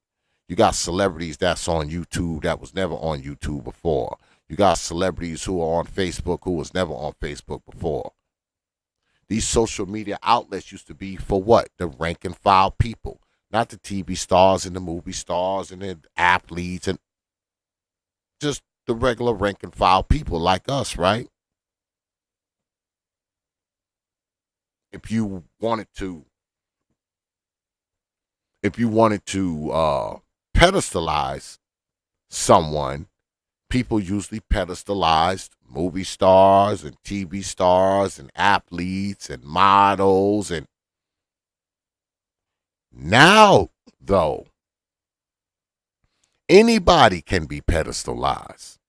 You don't have to be a TV star. You don't have to be a comedian. You don't have to be someone on a sitcom. You don't have to be a musician. No. You can just be the regular rank and file person. And people pedestalize you. People watch you. People emulate you. People impersonate you. People support you. I'm going to give y'all an exercise. And I want y'all to use this exercise as soon as you can. Now, I know there's many of us in here. I see people like Citizen Lou, my brother Big Nate. I see Brother Free Zone in here, Brother 411. Dudes, we all travel in pretty much the same circles, right? So this is what I want you to do. The next time you're in someone's chat room, pay attention to that chat room. Just pay attention to it for maybe 2 to 3 minutes. And watch some of the things that get written in that chat room. And I guarantee you, you pay attention to what's being written in that chat room, you'll be able to tell who those people listen to. Just by the words they use. The phrases. The hashtags. You'll be able to tell if they listen to me based on what they're writing in that chat room. You'll be like, damn, he must listen to X. Damn, he must listen to Nate. He must listen to Obsidian.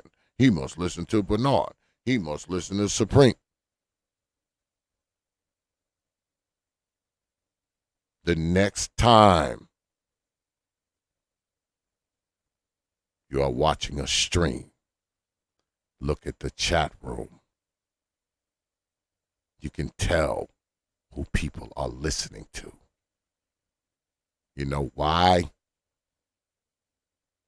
Because they have internalized what they're listening to. They've picked up this person's phrases, his verbiage, his lexicon, and even his vocabulary to a certain extent. Something else you wouldn't do in real life. You don't walk around emulating the Negroes that you socialize with. You may have sayings that y'all both are familiar with or that are common to both of you, but you don't walk around saying the sayings that your boy says. You just don't do it in real life.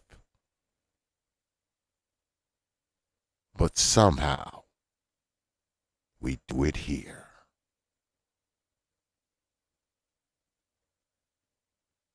Isn't that something? Here, we do it.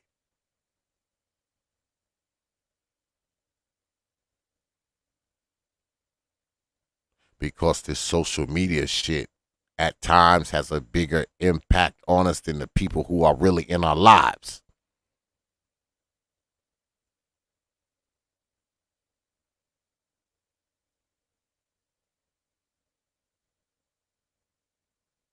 Why you think your woman sit around looking at her fucking phone all day? That's her validation. It makes her feel better. It's easier to deal with the media than it is to deal with people in real life. It's easier.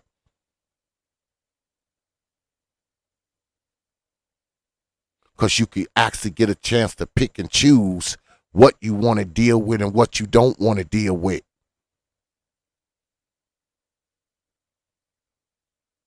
In real life, in real time, it's not that easy, is it? Because how does the saying go? The world doesn't owe you understanding. So you can't just flick a button and turn a fucking person off in real life, can you?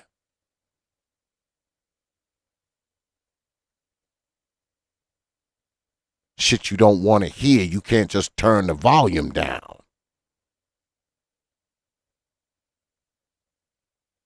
You can't just flip to another page. You can't hit that button and that person turns into a different person. But you can do that on social media, can't you?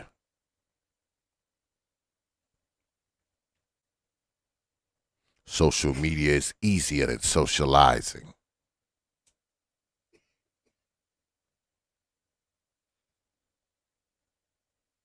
Because in socializing, you're not in total control of what's happening. Social media, you are. Especially when you on your page, your phone, watching shit that you like, that you relate to. It's easy. Real time, real life is a lot different. Because there's a lot of people in this world who don't give a shit what your ass think or feel.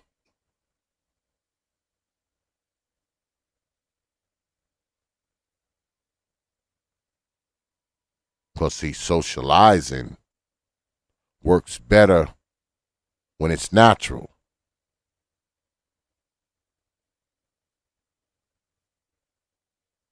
Socializing sucks when it's artificial. You know how it is, motherfucker, with the fake smile and the fake laugh and the faking like they want to be around you, or you faking like you want to be around them. It's difficult to do in real life. Here it's easy. Especially when people can't see you. They can't see that fucking smirk you got on your face. They can't see you rolling your fucking eyes. They can't see you sticking up that middle finger or doing those air uppercuts. They can't see your body language or your mannerisms or the veins popping out your fucking head. All they hear is your voice. There are no verbal cues for them to pick up on. Yeah, I know y'all listening to this shit and y'all like, what the? Oh, yeah.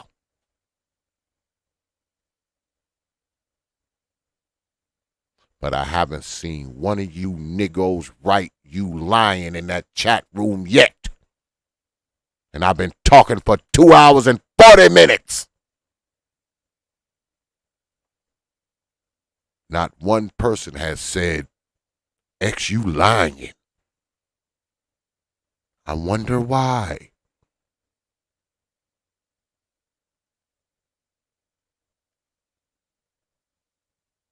I wonder why.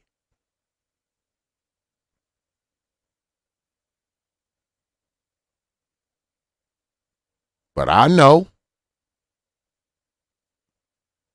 We all think we got a handle on this social media shit.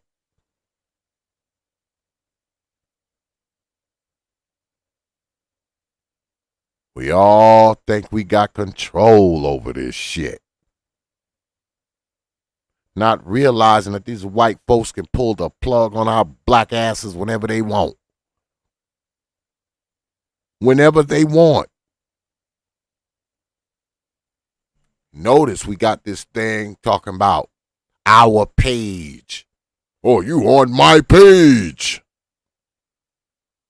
This shit don't belong to none of our black asses.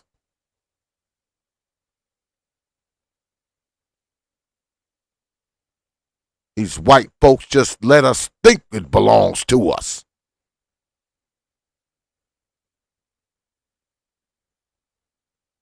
They just let us think it belongs to us. Because you know we get to name it.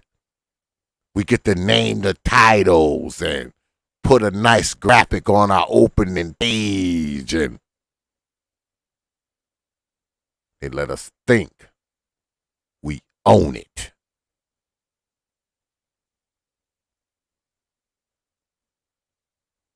My page, my channel. Why you think if you say the wrong fucking thing, these motherfuckers pull a plug on you? Take your monetization. Take your fucking ability to stream. You think they could do that if it was yours? It's not ours. It's not.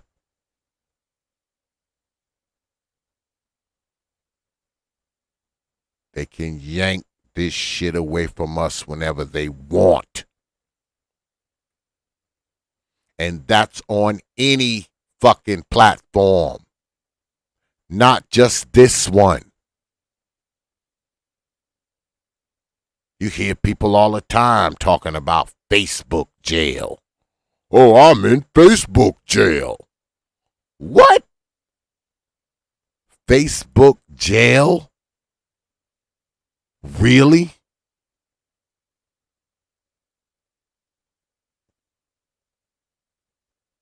Because guess what? They can do the same thing to you. They can harpoon your ass on that platform whenever they want.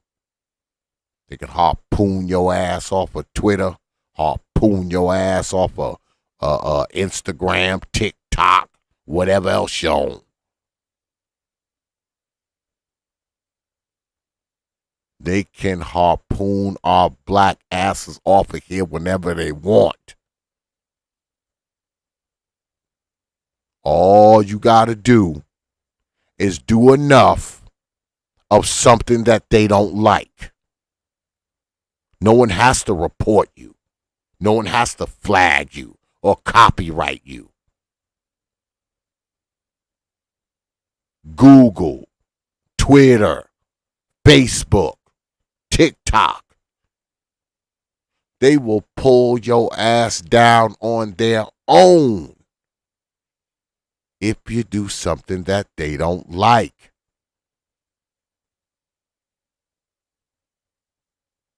So how is it yours?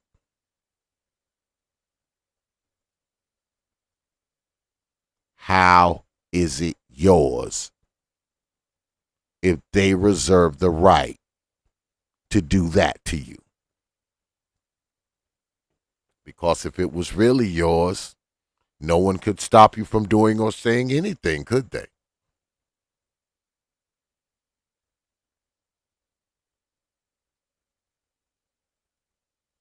That's another thing that social media shit has done. It's put us all into the digital land of make-believe. We all own a website. We all own a page on this website called YouTube. We own it. We all own a page on this website called Facebook. We all own a page on this website called Twitter. When we know goddamn well how you own something that you do not pay for.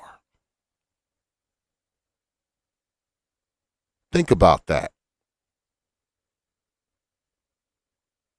They don't charge you for YouTube.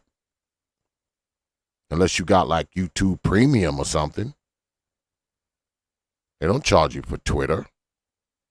They don't charge you for Facebook.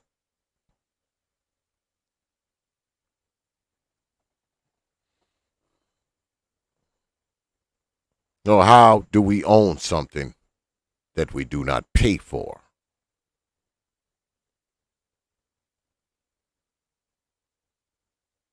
Oh, I get it. Because they allow us to store shit on it. Store videos and pictures and give you a community tab and let you list your favorite channels and your subscriptions, and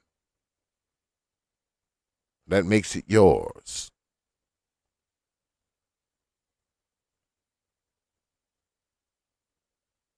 Just because somebody lets you borrow a suitcase and you take that suitcase and you fill it up with your possessions.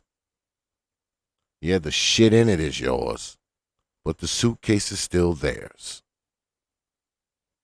That doesn't change. Because all the videos and shit you own, I mean, you can easily download them. That's what I do. I download all my shit and put it in my digital library. Just in case YouTube wants to remind me that this is their shit. But they don't have to remind me. I already know that. That's why I download all my shit. Just in case they decide to harpoon this motherfucker. I have all my videos that I've made. Gonna download this motherfucker. Going to download this. Because I understand. I may have my fucking possessions inside this fucking suitcase. But this suitcase does not belong to me.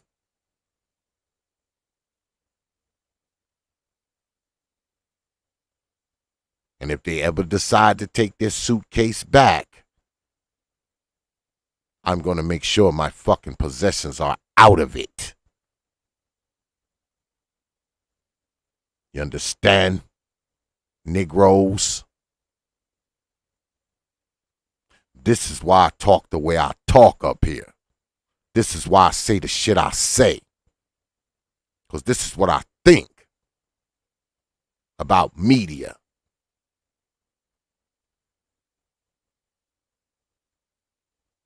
I'm always going to think this way.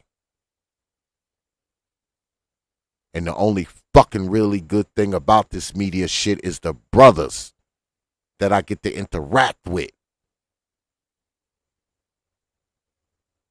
It's the only really good thing about it, that I get to exchange ideas with these brothers, with you. Brothers that listen to me. I get to chop it down with y'all. Some of y'all, I have such an affinity for you that you have my phone number. And I know that never would have happened without this shit.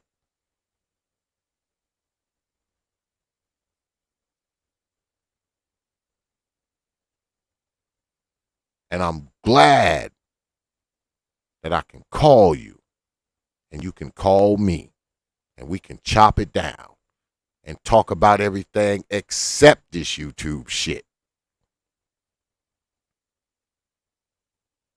For that, I am thankful. But the rest of this shit, especially those of you who got my phone number, I don't give a fuck if they drop a nuke on the fucking headquarters.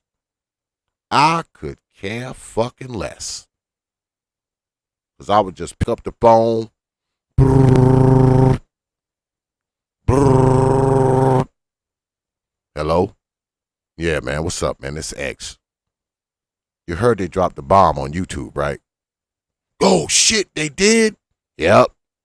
Last night, right after I got done streaming. Good thing I downloaded my video first.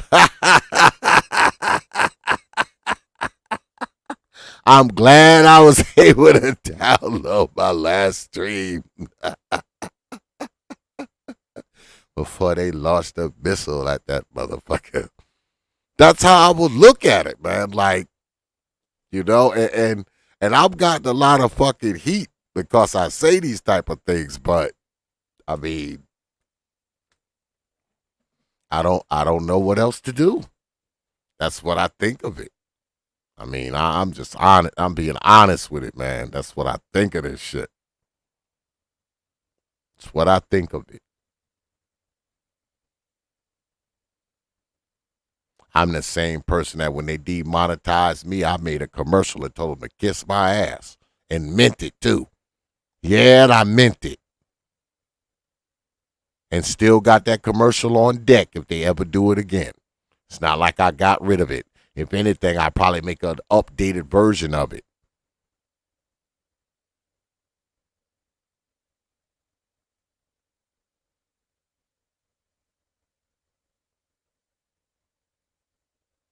Because I realize, man, social media is not socializing. I realize it. Like I said, I like being up here. I like chopping it down with the brothers, but I don't think this could ever replace like socializing with brothers and, you know, having a beer with a brother, smoking a cigar with a brother. I just don't. I don't think this could ever replace it. Not for me. That's just my point of view. I do not think this could ever replace that. Because number one, other people control it. And me and the brothers is somewhere just chopping it down. Ain't nobody controlling that. And we could say what we want. True free speech. Ain't no true free speech up here, because if you say certain things, like I said earlier, your ass is the shit. They'll pull the plug on your ass. They'll stop you from streaming, take your monetization, all that shit. Pull your fucking channel. Or should I say, take their channel back from you. Not pull your channel because it's not yours to begin with. All right? This is just a place for you to store your video, because your video material is yours. That's your property. That's why they give you the option to download it. Now, of course, they'll have an eternal copy of it, but that's why you got the opportunity to download and all that shit. But they can take their suitcase back at any time. At any time, whenever they feel like it. Like I said, why you think I download everything? Just in case. They decide to take their suitcase back. I want my shit out of it first.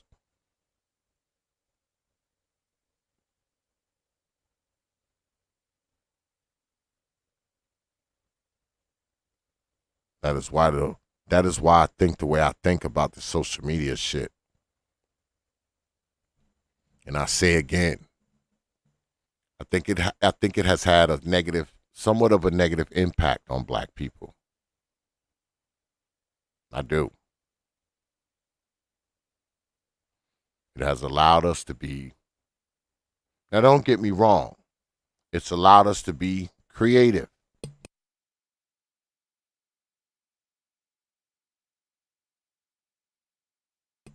But it's also allowed us to do some of the most ridiculous, the raunchiest, the most disgusting, backwards, out of line shit.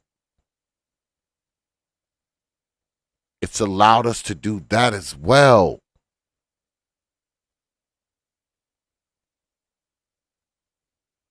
Not just the creative, artistic, mindful. Yes, there is some of that on media. Yes, it is. But there's a whole hell of a lot of bullshit on media. Because there's a lot of stuff on media that makes black people look good. There is some stuff out there that actually makes black people look good. But there's so much shit out there that makes black folks look bad. So much shit out there that makes black people look uncivilized, uneducated, inhuman at times.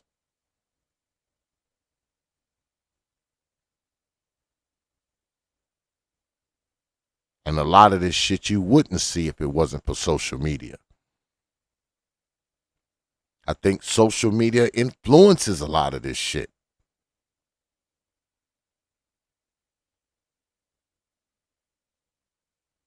You got people recording their crimes on video, making sure that camera phone on, making sure they getting the right angle, making sure you see them do what they're doing. They need to stream this crime on Facebook. They need to stream this crime on YouTube.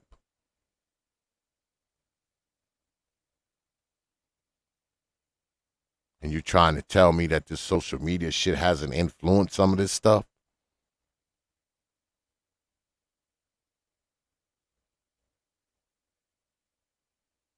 Not only do I believe it's influenced some of it, I think it's enhanced it. I think people get a little more over the top. Especially when it comes to committing crimes and shit, right? They're a little more over the top because they know they're being filmed. People in general are more over the top because they're being filmed. Right? And I'm not just talking about just the crime. All the other shit that gets done. The ridiculous, the outrageous, the absurd, the extra over the top now, because the camera's on. It's like we all walking around in this fucking reality TV series. Only difference is a lot of us ain't getting paid to do it. We're just walking around taping a bullshit B-rate. Well, shit, not even B-rate. C or D-rate. Fucking reality show. Our lives are a fucking reality TV show now.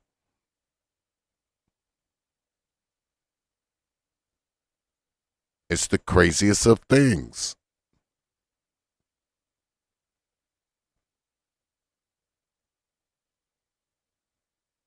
Everybody's got a fucking digital footprint.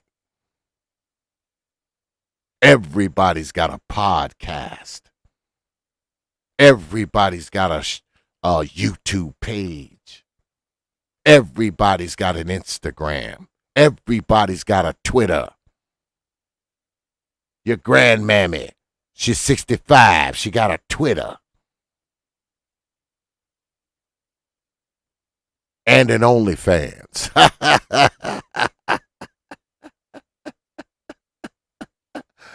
Grandma 65, she got a Twitter and a fucking OnlyFans.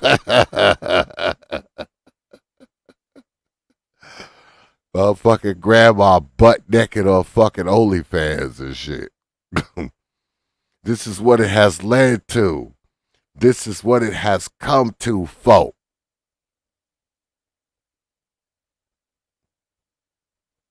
You can't tell me all of this is good. No way. And you got young folk involved with it too. Even though they got that thing in the beginning when they first start their account, are you over 18? If the person is 15, you think they're going to mark no? They're going to mark yes. Yeah, I'm over 18.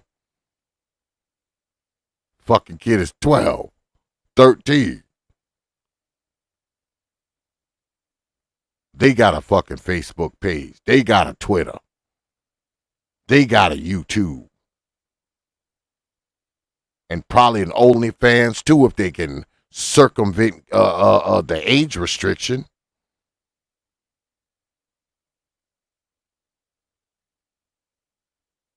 Which probably ain't a big deal to them because all they got to do is go get their mama to do it for them.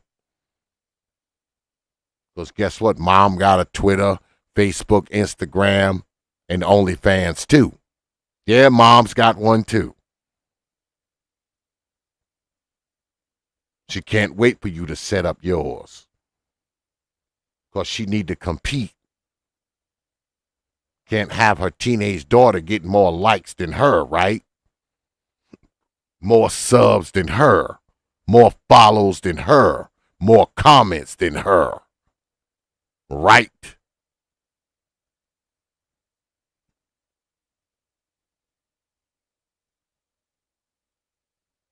And we wonder why things are the way they are when it comes to the young folks, when it comes to the little tykes, when it comes to the children.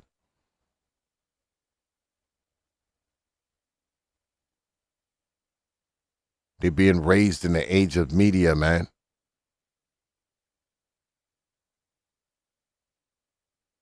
Media is influencing their lives. Why? Because media is influencing the people who are raising them. Us old Gen Xers, when we came up, we didn't come up with fucking computers and Facebook and Instagram and TikTok. And we didn't grow up with none of that shit.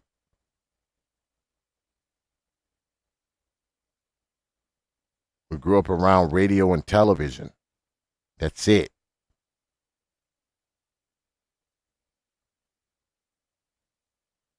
You thought you really had something if you had a penthouse or a Playboy magazine. Boy, you really had something, boy. If you was like 13 and y'all had a Playboy magazine, y'all be standing out back looking at it, looking at the centerfold like, woo.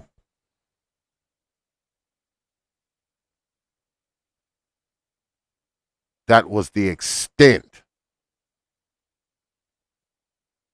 of your dereliction provided by a quote-unquote media company. Now you have full access to everything.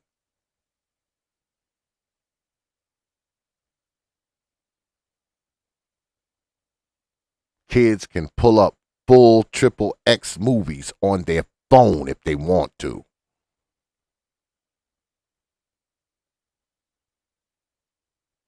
That's the world we live in.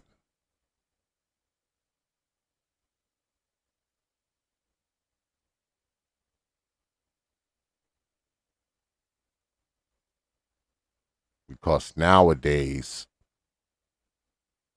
media isn't even as social as it used to be when it first started, right? Because what do you see? You see a lot of arguing and beefing and antisocial stuff. It should be anti-social media in a lot of instances, right? Because I say again, a lot of the shit you see on here is a bunch of antisocial behavior. Shit that wouldn't fly around most people. A lot of this shit you see and hear up here just wouldn't fly around people, man, in the real world. It wouldn't. You'd be ostracized. You'd be rejected. Unless you were around other people who can relate.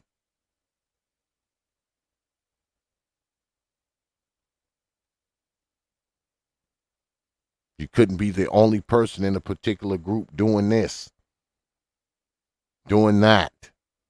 You'd be forced out.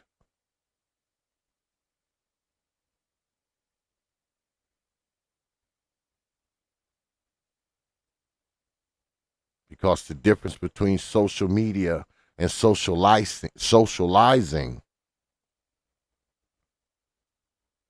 is that when you socialize, you actually can enforce. You can enforce rules. You can enforce parameters. You can enforce who shows up to the party and who can't.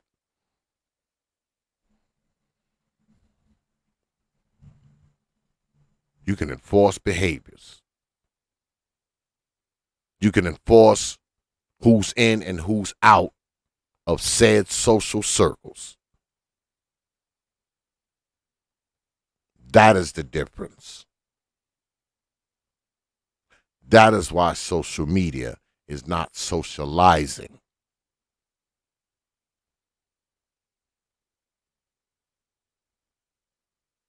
Because on social media, you can get away with anything, for the most part. When you socialize it, you can't.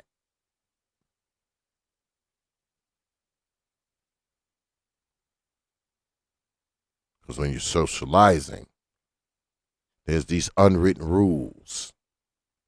You know how everybody talks about code up here. Oh, man, you off code. You need to stay on code. As if there's a fucking code up here. Because the code is whatever fucking people say it is. Which means there is no code at all. If it's whatever each person says it is.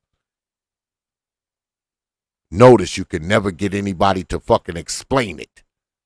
Just, oh man, they're on code. Oh man, this is off code. I'm pretty sure it's got something to do with fucking white people. I'm pretty sure. White people are in the mix somewhere. Whenever you hear black people talk that shit, it's got something to do with white folks, one way or the other.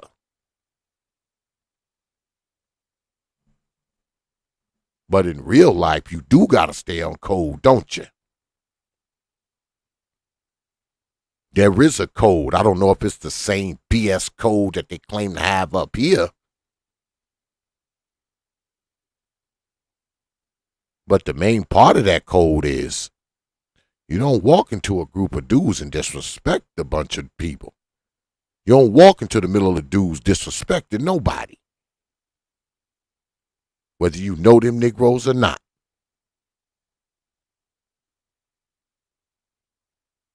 You don't walk up to no man and disrespect his woman. Whether you know that Negro or not. You don't walk up to a man and disrespect his children. Whether you know that man or not. Now, I don't know what kind of code that is. But I'm pretty sure in a social setting, not too many Negroes are trying to violate that particular code.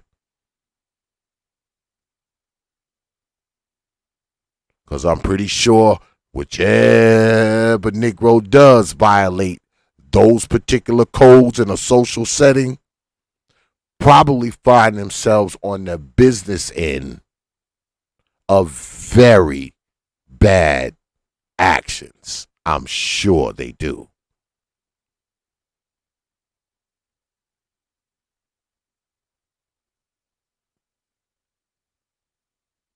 Because at the end of it all, at the end of all of this social media shit, most of it is just entertainment. It's mostly entertainment. Of course, you make connections and dudes get together and all of that. Yes. But that's only about 10 to 15% of this shit, man. That's it. 10, 15%, you can actually exchange some ideas with some brothers and actually meet up and do something. You can look on here and do everything between unclogging a toilet to building your own generator, building your own house, training dogs, whatever, and everything in between. But that's only 15% of this shit, man. The other 85% is a bunch of fucking entertainment. For all stripes, there's something up here to entertain everybody.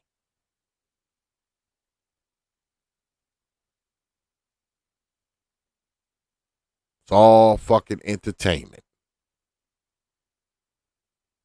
Entertainment that they allow.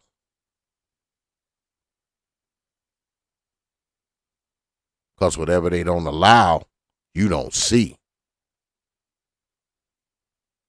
As I say again, they own it. We don't.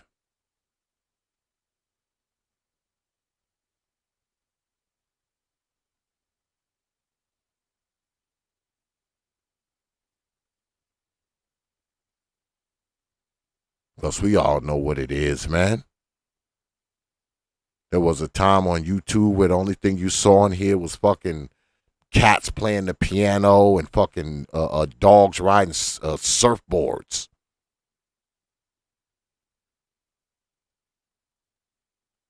Now, being that they let us turn on a fucking camera and talk, now we own it all of a sudden. All of a sudden, we own it. Because we got a fucking some graphics and a camera and a microphone. We don't own jack. It's just a suitcase that they let us borrow to hold our stuff. And guess what? If you don't get your stuff out of the suitcase, guess what? When they go to take the suitcase back, your shit will be in it. Because they'll take that too, and there won't be a fucking thing you can do about it.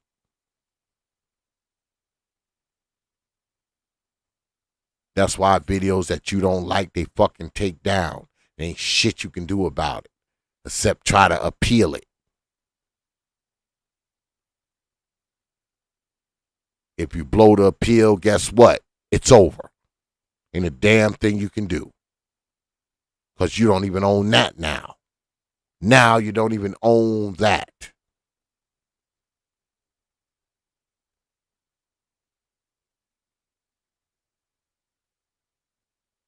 And that's another thing. When it comes to socializing, you actually have ownership of something. If only your presence, if only your ideas.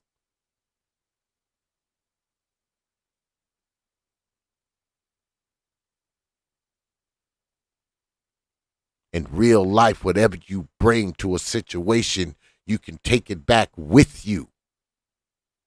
No one can take it. No one can legally steal it from you because you said something they didn't like or disagreed with or said something that wasn't quote unquote politically correct.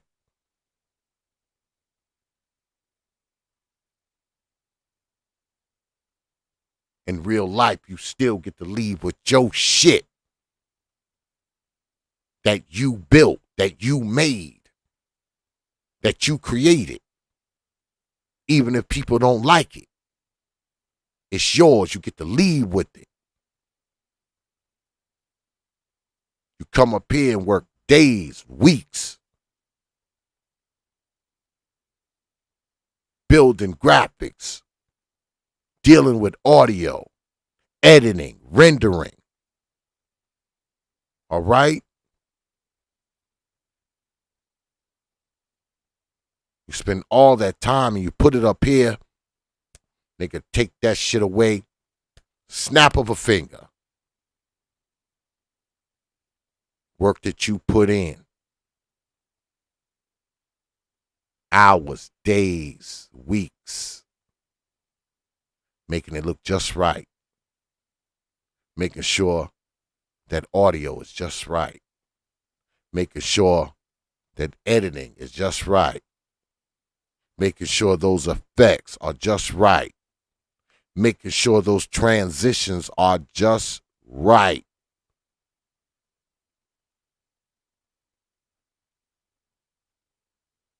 And you get it up here and play it and they don't like it, snap up a finger.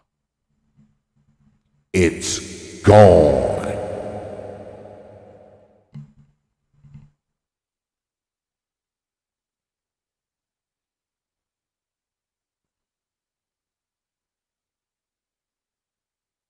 And ain't a damn thing we can do about it.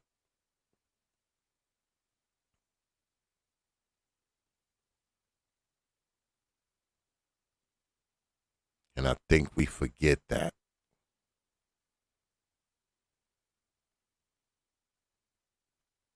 But we forget a lot up here, don't we?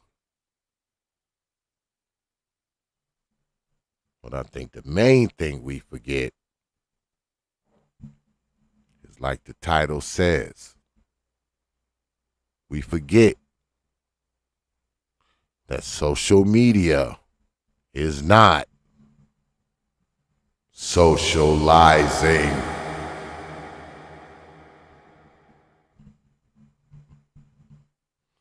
But that's all.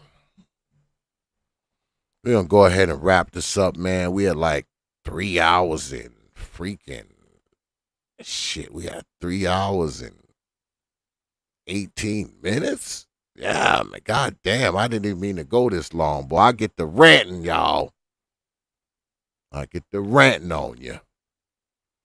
But yeah, man, we're going to get on up out of here, man. I just wanted to talk about this here. But guess now, man, we'll go ahead. Don't go anywhere yet, Negroes, because y'all know it's time for T.P.O.T's programming notes. Yeah, it's time for programming notes, man, because we got a couple shows coming down the pipe, man, as always. So I might as well go ahead and let y'all know what they are. First, well, hold on, let me get this off of here.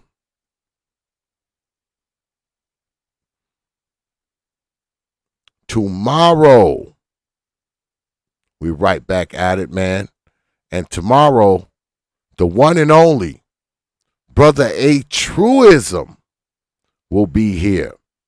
And he will be here with the Hulk out. Because y'all know Brother A Truism will Hulk out up here. And he'll be here tomorrow, man. He'll be here tomorrow doing his Hulk out shit.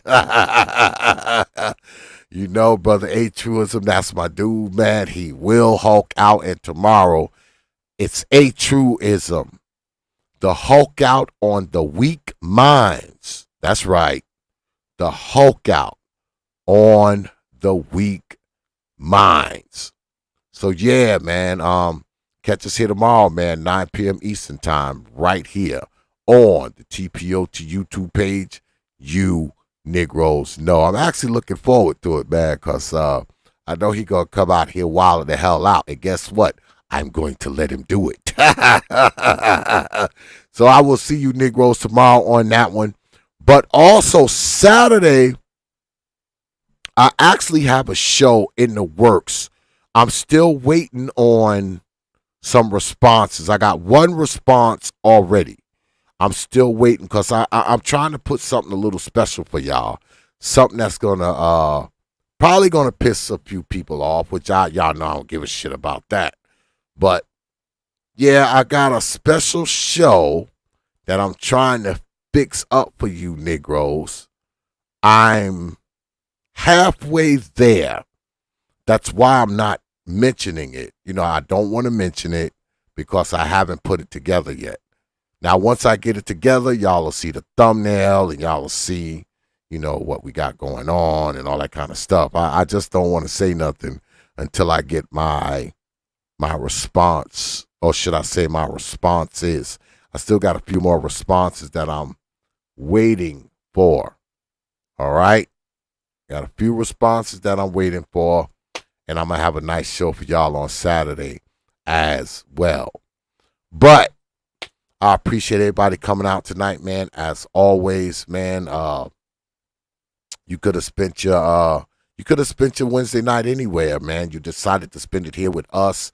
It is appreciated. I appreciate the super chats and all that, but most importantly, man, I appreciate your participation over all of that, man. That means more to me than anything else. And I'm just gonna say this, man, before we get up out of here, man. This social media shit, man, you know, I think it's one of those things that's a blessing and a curse at times. Because I will say again for like the third time, I mean, there's some great things you can get off of media and learn and exchange ideas and maybe see a few new things. But, I mean, there's a lot of corrupt shit. There's a lot of over-the-top shit. There's a lot of shit that, you know, you always hear people talk about, oh, man, you Negroes, oh, you throw black people under the bus. You make black people look bad. Nah, man. We don't need no assistance looking bad. We don't. All right? We don't need no assistance looking bad. Because all people got to do is pull some of our shit up off of social media. And we're doing a good enough job of making ourselves fucking look bad all on our lonesome. We don't need no assistance. None whatsoever. Because it's not like you can hide it. It's social media. It can't be hidden. Once it's out there in the ethos, that's it. There's no stopping it. There's no hiding it. There's no scrubbing it off the internet. Because even if you take something and put it out there for 10 minutes, it only takes a second for somebody to capture it.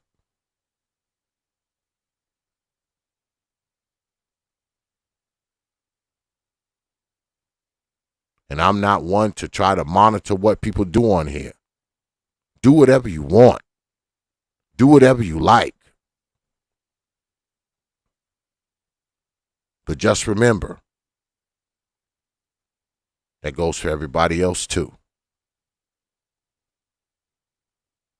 Goes for everybody else too.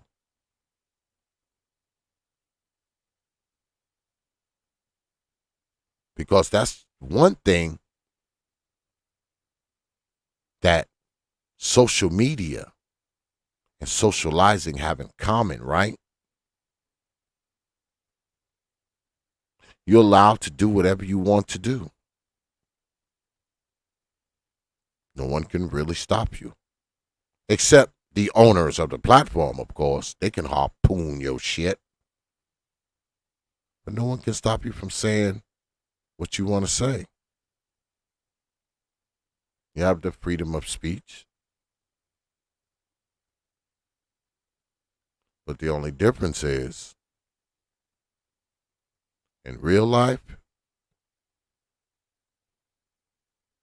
you have to be careful who you offend. Especially when they're standing right in front of you. Social media is different. You can offend whoever the hell you want. As long as you don't offend certain groups. Because no one's standing in front of you.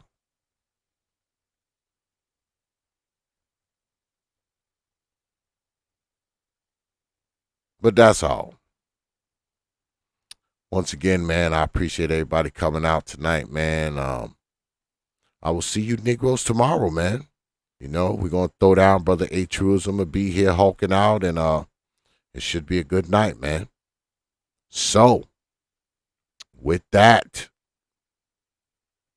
I will leave you good folks with 3 words you know, like I always do. Open your mind. Dark Exodus. Dark Exodus.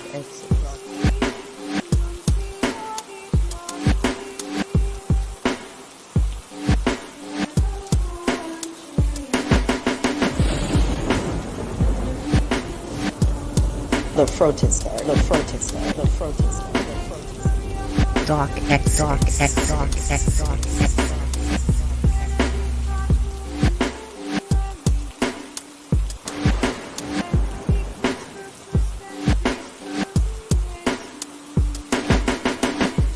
Open your mind.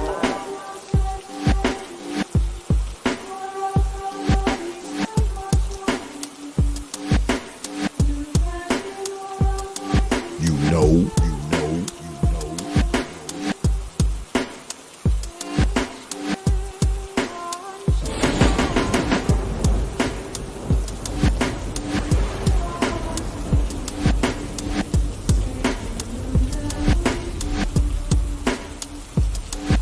Yeah, X.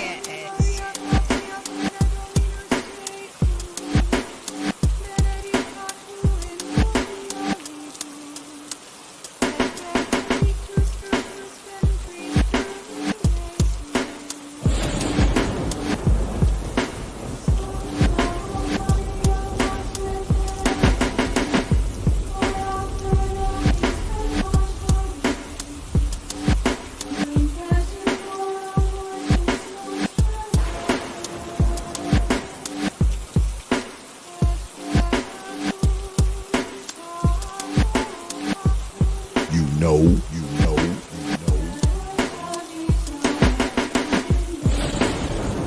Dark Exodus. You understand?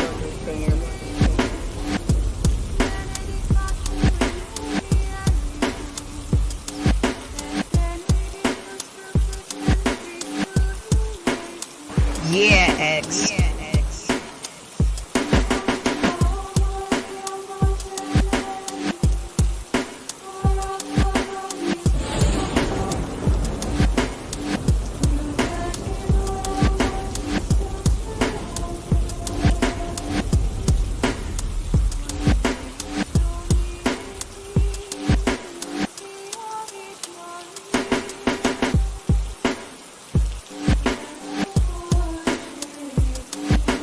You know.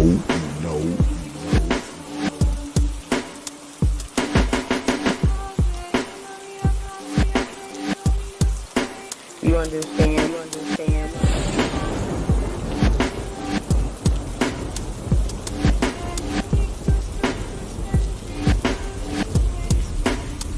Open your mind.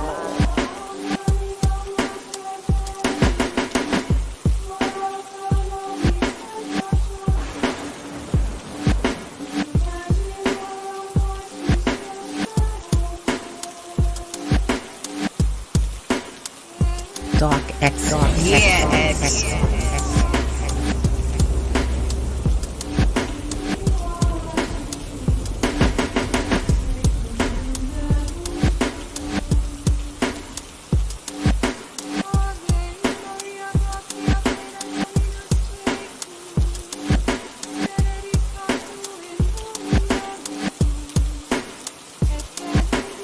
You know.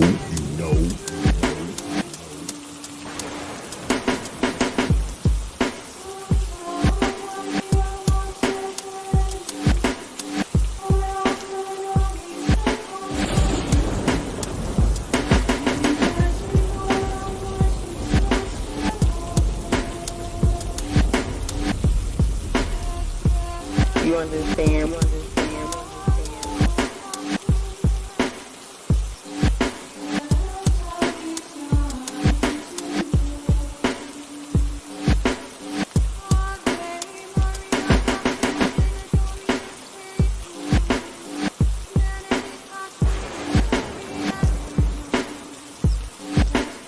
Yeah, X.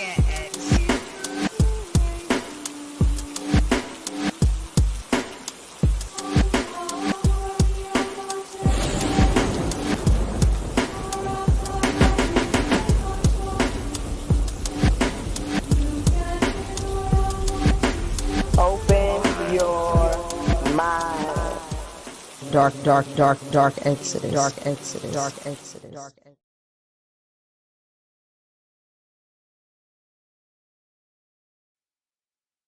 Only from the Prophet of Thought series media.